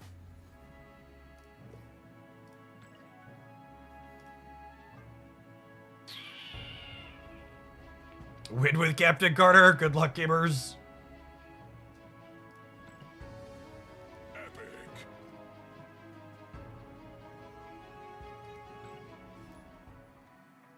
Johnny, thank you for the 21 months. I came over from YouTube, first time experienced the massive difference in delays between the platforms. Are you watching both of them on your web browser? And which one has more of a delay, YouTube or Twitch? They're both. I have the low latency option enabled on both platforms.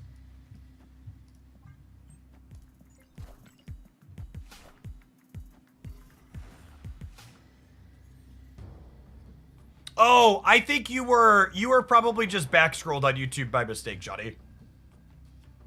Is what happened there. I don't think there was actually a delay. YouTube lets you scroll back on the live video in real time easily,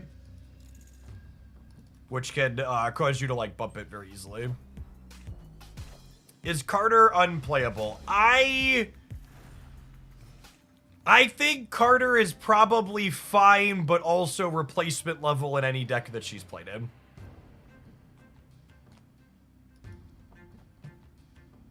I think would be my how's Carter take. A snap here on the Ravoda draw. Our hand's pretty silly.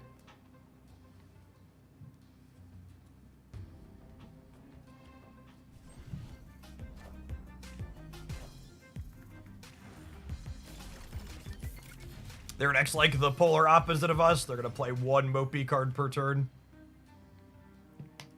Oh, wow. Oh, wow. Wow, wow, wow, wow, wow. I would not be surprised if Captain Carter gets a buff before the end of the month. She feels that medium.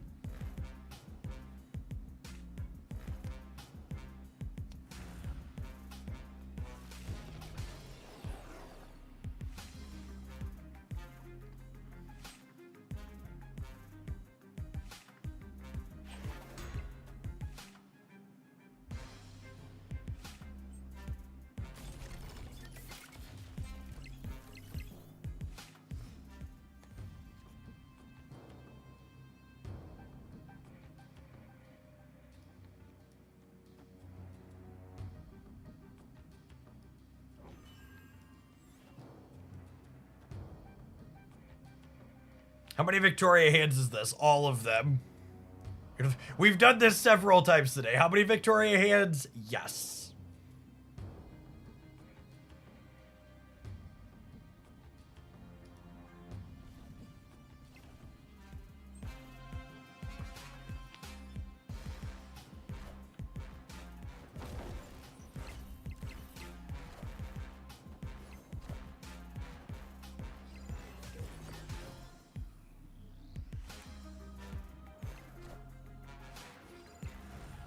All right, then we're hoping to draw Goliath here. Wait.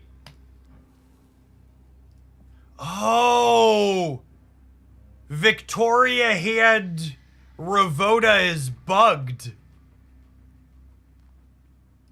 They have power while they're in my hand. They're not supposed to. This is supposed to cost 1 right now. These ongoing buffs are supposed to display visually, but they're not supposed. This is supposed to cost 1. I should be able to play Sam Wilson alongside these 3 cards. We might win anyways.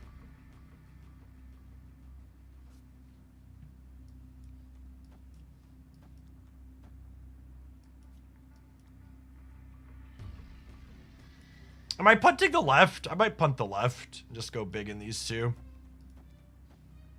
Since I can't really play here. They have an Ant-Man in the center, so I should put my biggest one in the center, yeah?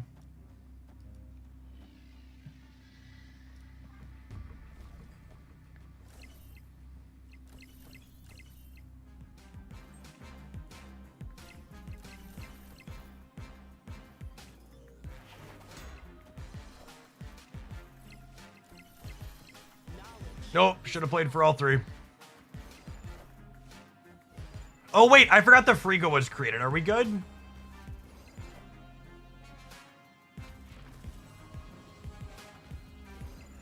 We lost the game because of the bug.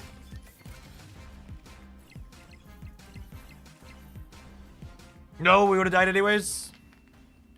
I would have played for all 3 without the bug. I should have counted Shield, Center, plus Spectrum. We win with flipping these 2, yeah? They're aware of the bug, chat.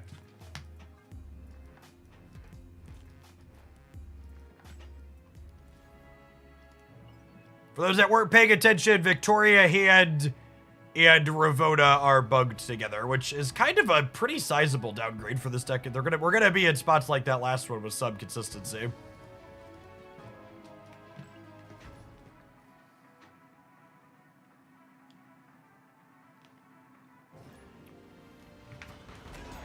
It's bugged with Spider Ham, First Ghost Rider, Silver Samurai, and Dracula. Anything that cares about power specifically inside of the hand is bugged.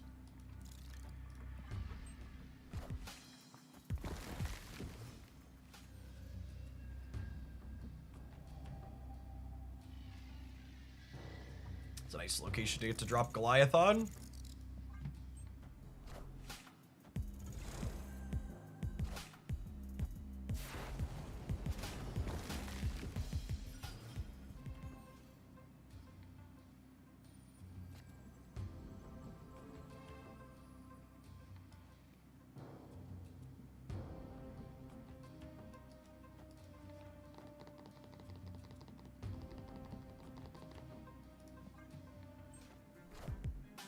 He gives us 7 stats in the middle, right, with the Goliath, so he probably beat the Iron Patriot.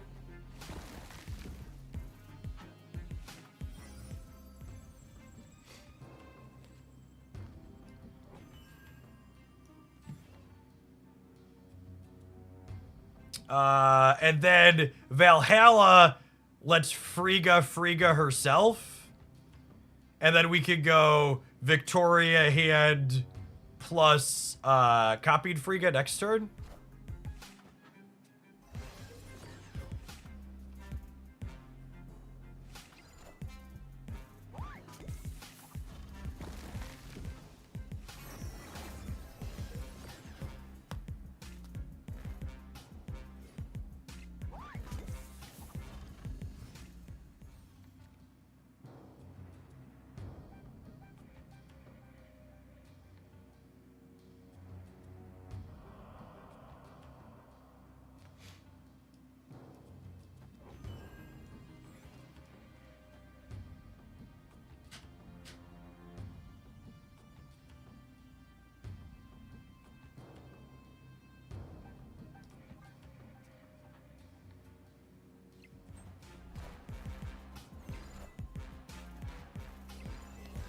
I might Moonstone Center at some point, yeah.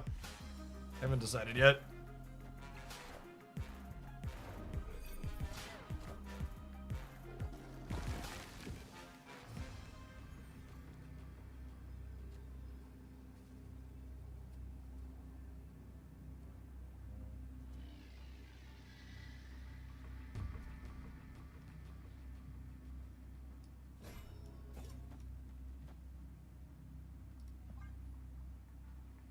They're probably an Enchantress deck. If they're an Enchantress deck, dinner's ready, they should come and get it.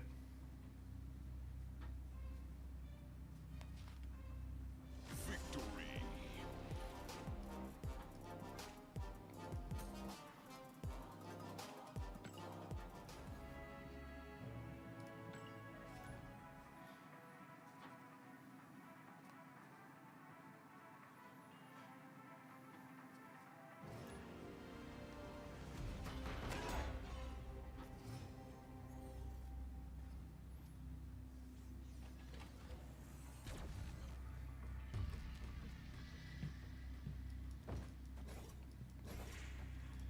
Take those. Fine start for us. Victory.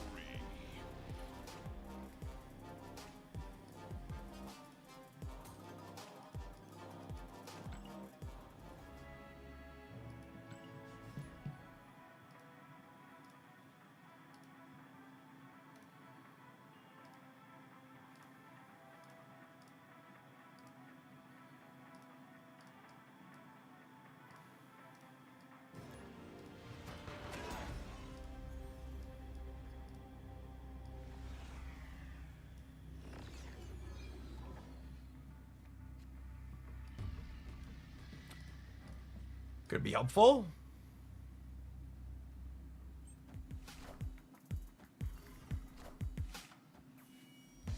This is Agamotto Thanos based on their deck size.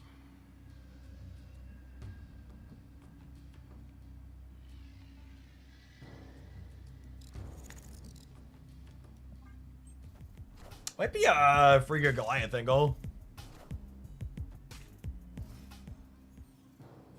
Or are they just regular Thanos? They might be. I think you're right.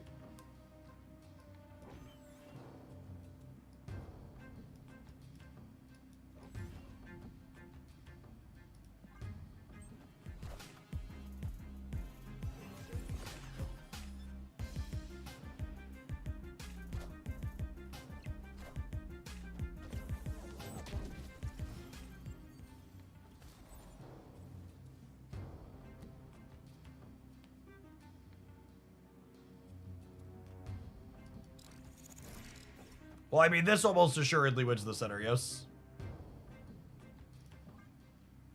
So I think I'm into it.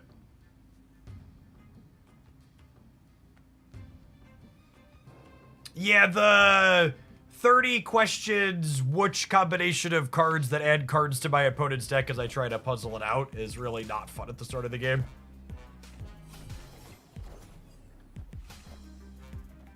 It'd be nice if I didn't have to think so hard about it.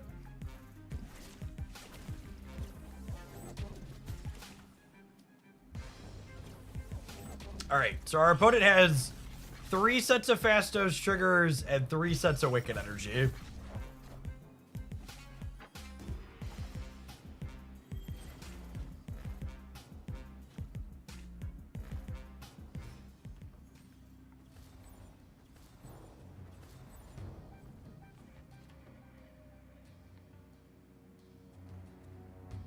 Opponent snapped.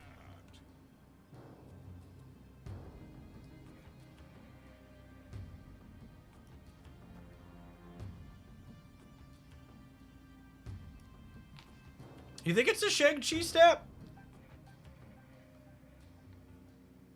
I still have a lot of points in this. I mean, they just have, like, all the energy and stuff is what they do. I don't know that I agree that this is a Shang-Chi step.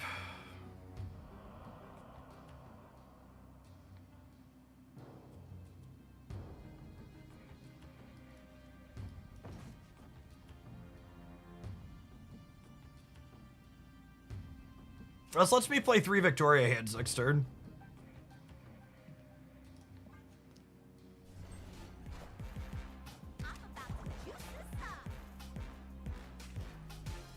Yeah, Shang still loses the center.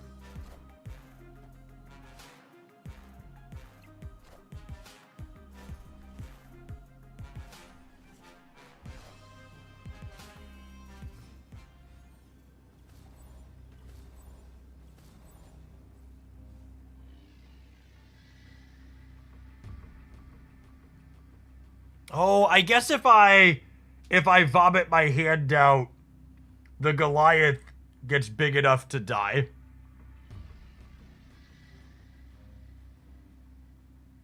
Is problematic.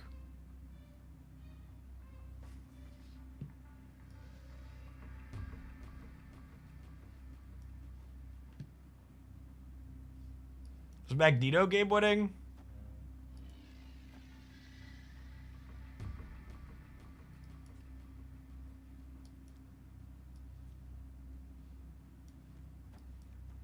They might punt the left. This is actually bigger than this Victoria hand that wasn't created.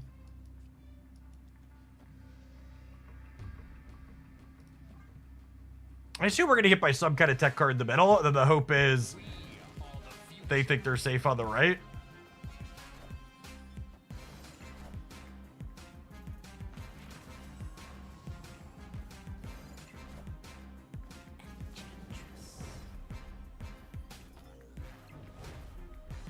Pulling the misery might let us win the center.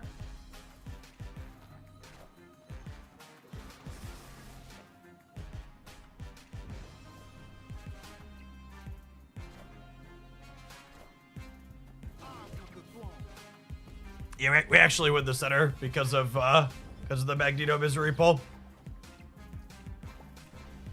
Oh, the Mystique wasn't generated. In my brain, the Mystique was generated, but you're right.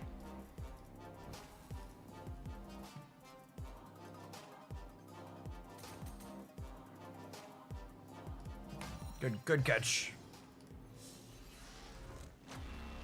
Infinity.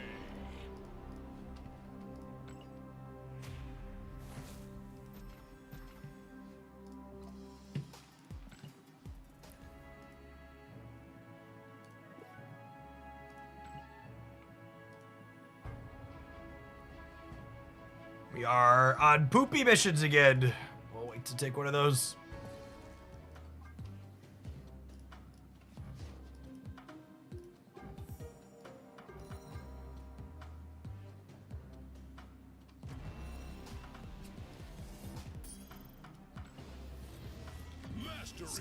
Still no gold for Sammy Boy. That's fine. He's pretty fool's gold in the background.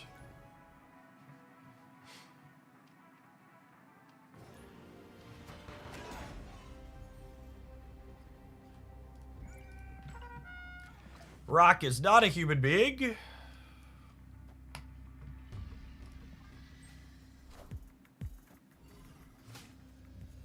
For those wondering, identifying bots is pay to win to a degree. Their collection level is the same as yours. So when I suspect someone is likely an AI, I can check their collection level, and if they're 90,000 something, I can usually assume or infer that they are a bot. Seems like a sweet build. Yeah, we've played builds close to this in the past. It's likely very reasonable.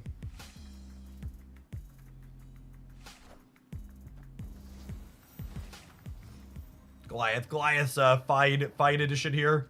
That works with a lot of the bits we have going on.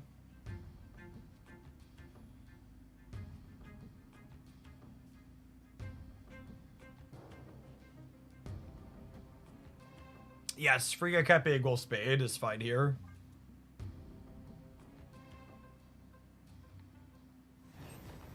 Should be enough points to beat the AI at least.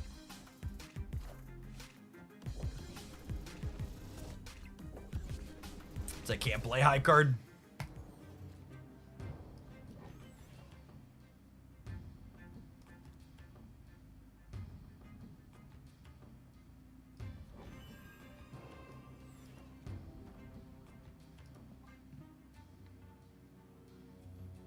I want to play the Ravona Red Slayer out so I don't brick a draw.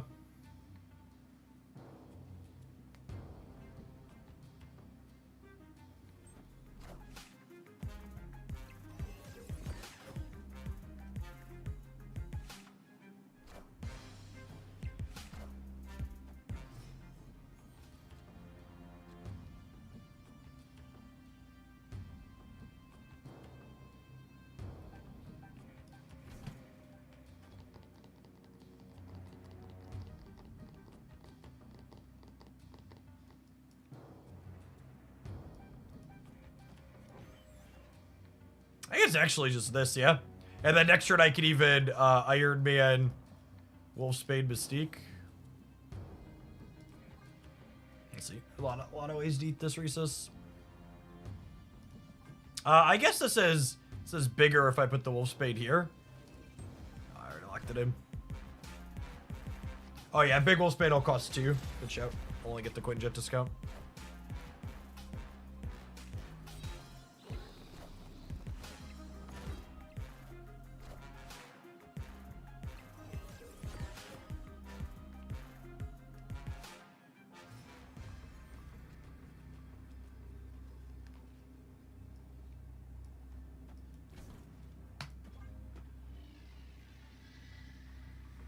The rack could maybe take our cubes away here, so I'm not going to snap them. Not going to leave either, but try and avoid embarrassment. I am Iron Man. Nah, we're good, yeah.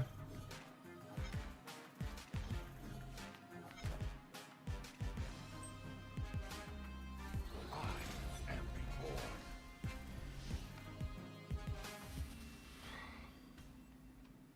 Victory.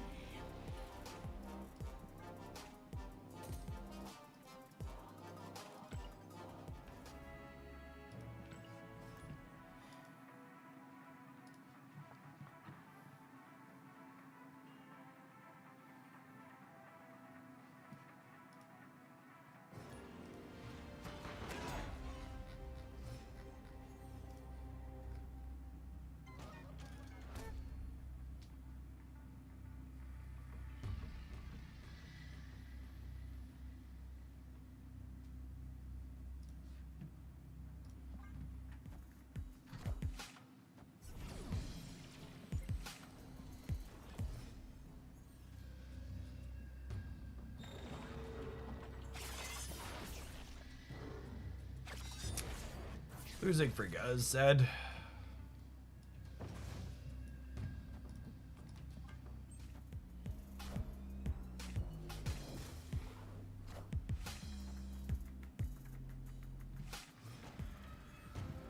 Victoria Hand's my favorite ongoing card. Mine too.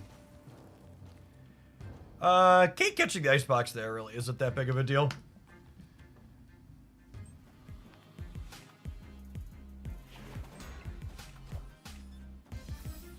What are we doing here? You have like a hood or something? Oh, sure.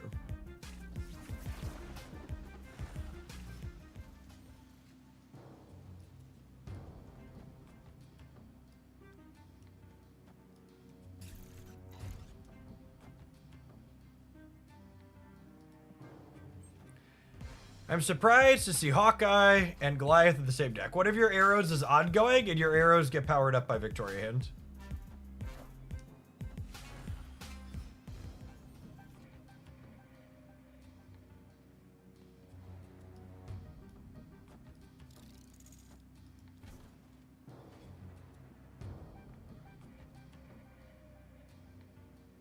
Opponent snapped.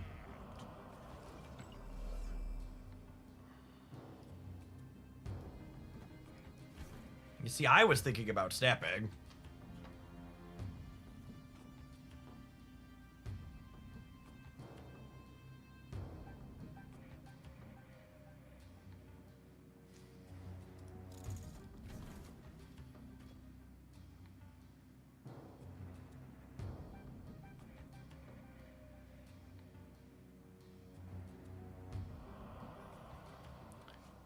If I draw Mystique, I'm in a really good spot. If I don't draw Mystique, we could be in a kind of medium spot. I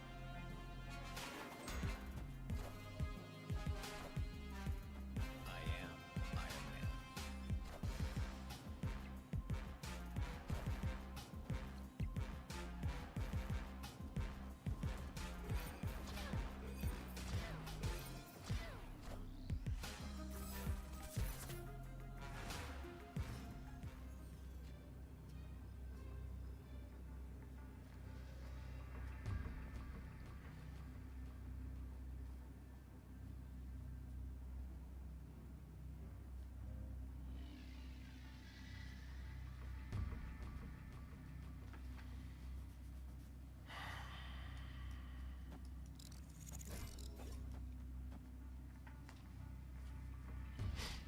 This gives me 3, 4, 5, which is 10 more, 26.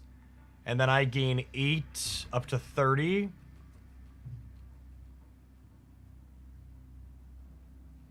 And they're gaining 4 up to 25, so I need a 6 here.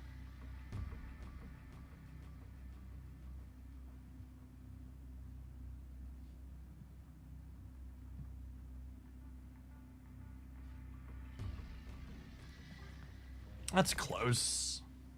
Might be right to play Victoria hand to give us an extra 4 on the left. I am. Of course they located into my Iron Man.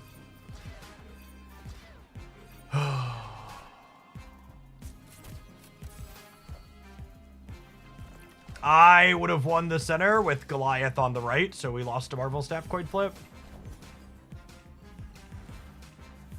Yeah.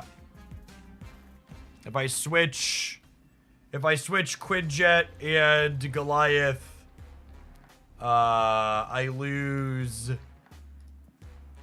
15 here and gain a bunch here.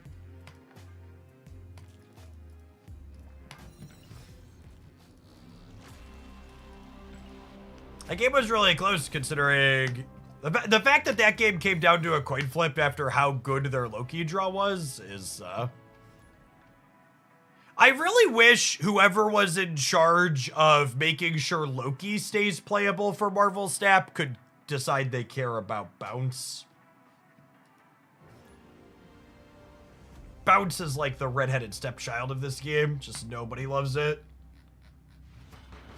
And for some reason, they're obsessed with making sure Loki remains playable.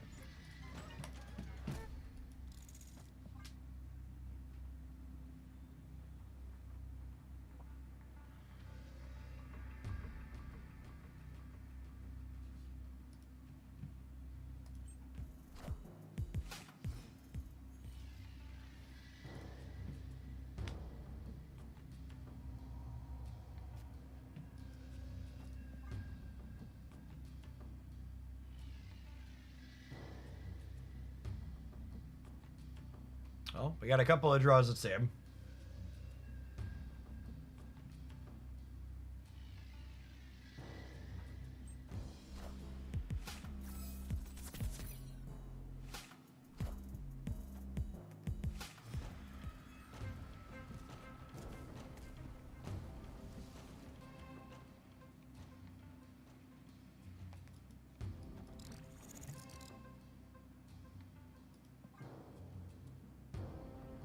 Opponent snapped.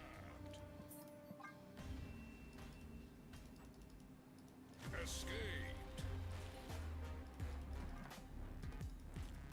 Yeah, I understand why they got rid of Loki's old back build around to maximize, just because they didn't want every Kate Bishop deck to automatically be a Loki deck in perpetuity. So, like, I understood why they did that, but I agree. I think Loki's type of effect is obnoxious enough that you shouldn't be able to trivially add it into any deck that you're playing. It should have some type of deck building cost associated with it.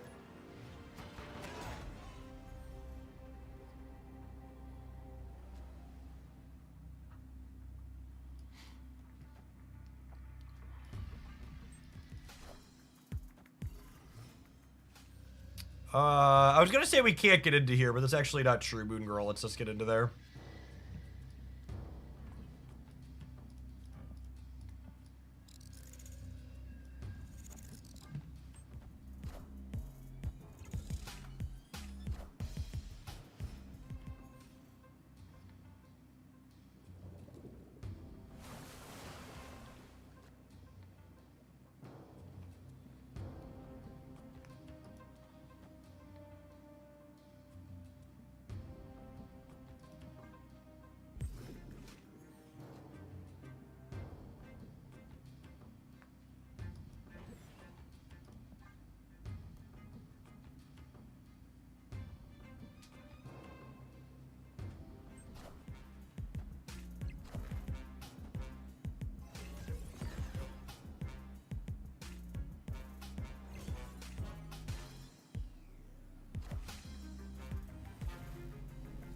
That was a really frustrating 1 in 3 to lose.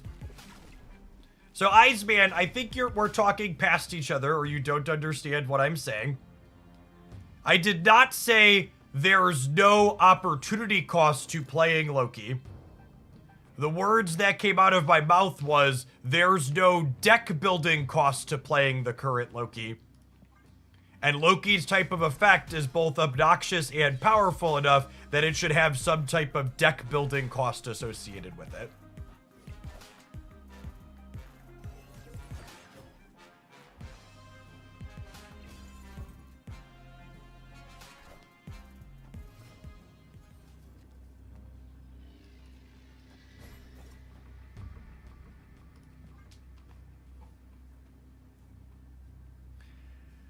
He'd probably just get got by like a cannonball or something silly here, but our numbers are okay, so I'm gonna stay for 1 more.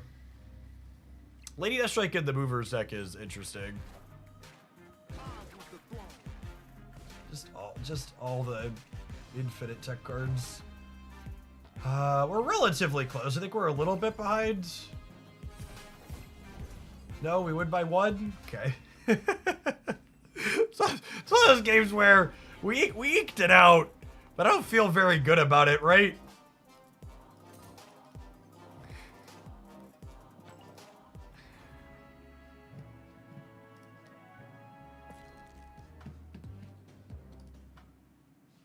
Zegna, thank you for the 22 months.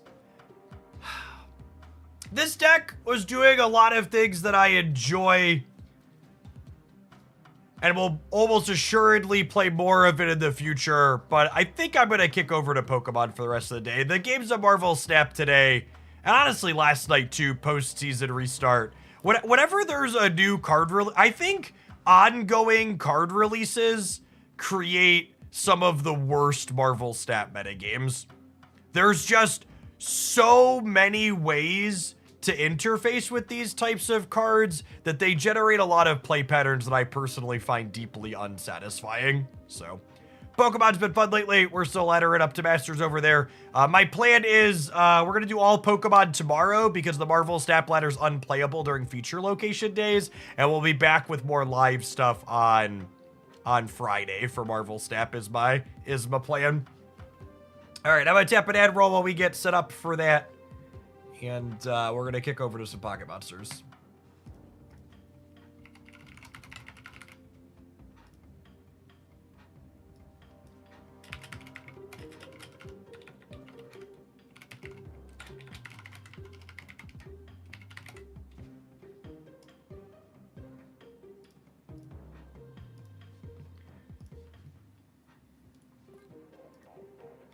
Wugtrio. We'll probably eventually play some Wugtrio to climb up. I have a few other decks that are probably bad I want to lose with to start, but yes, Wugtrio is coming.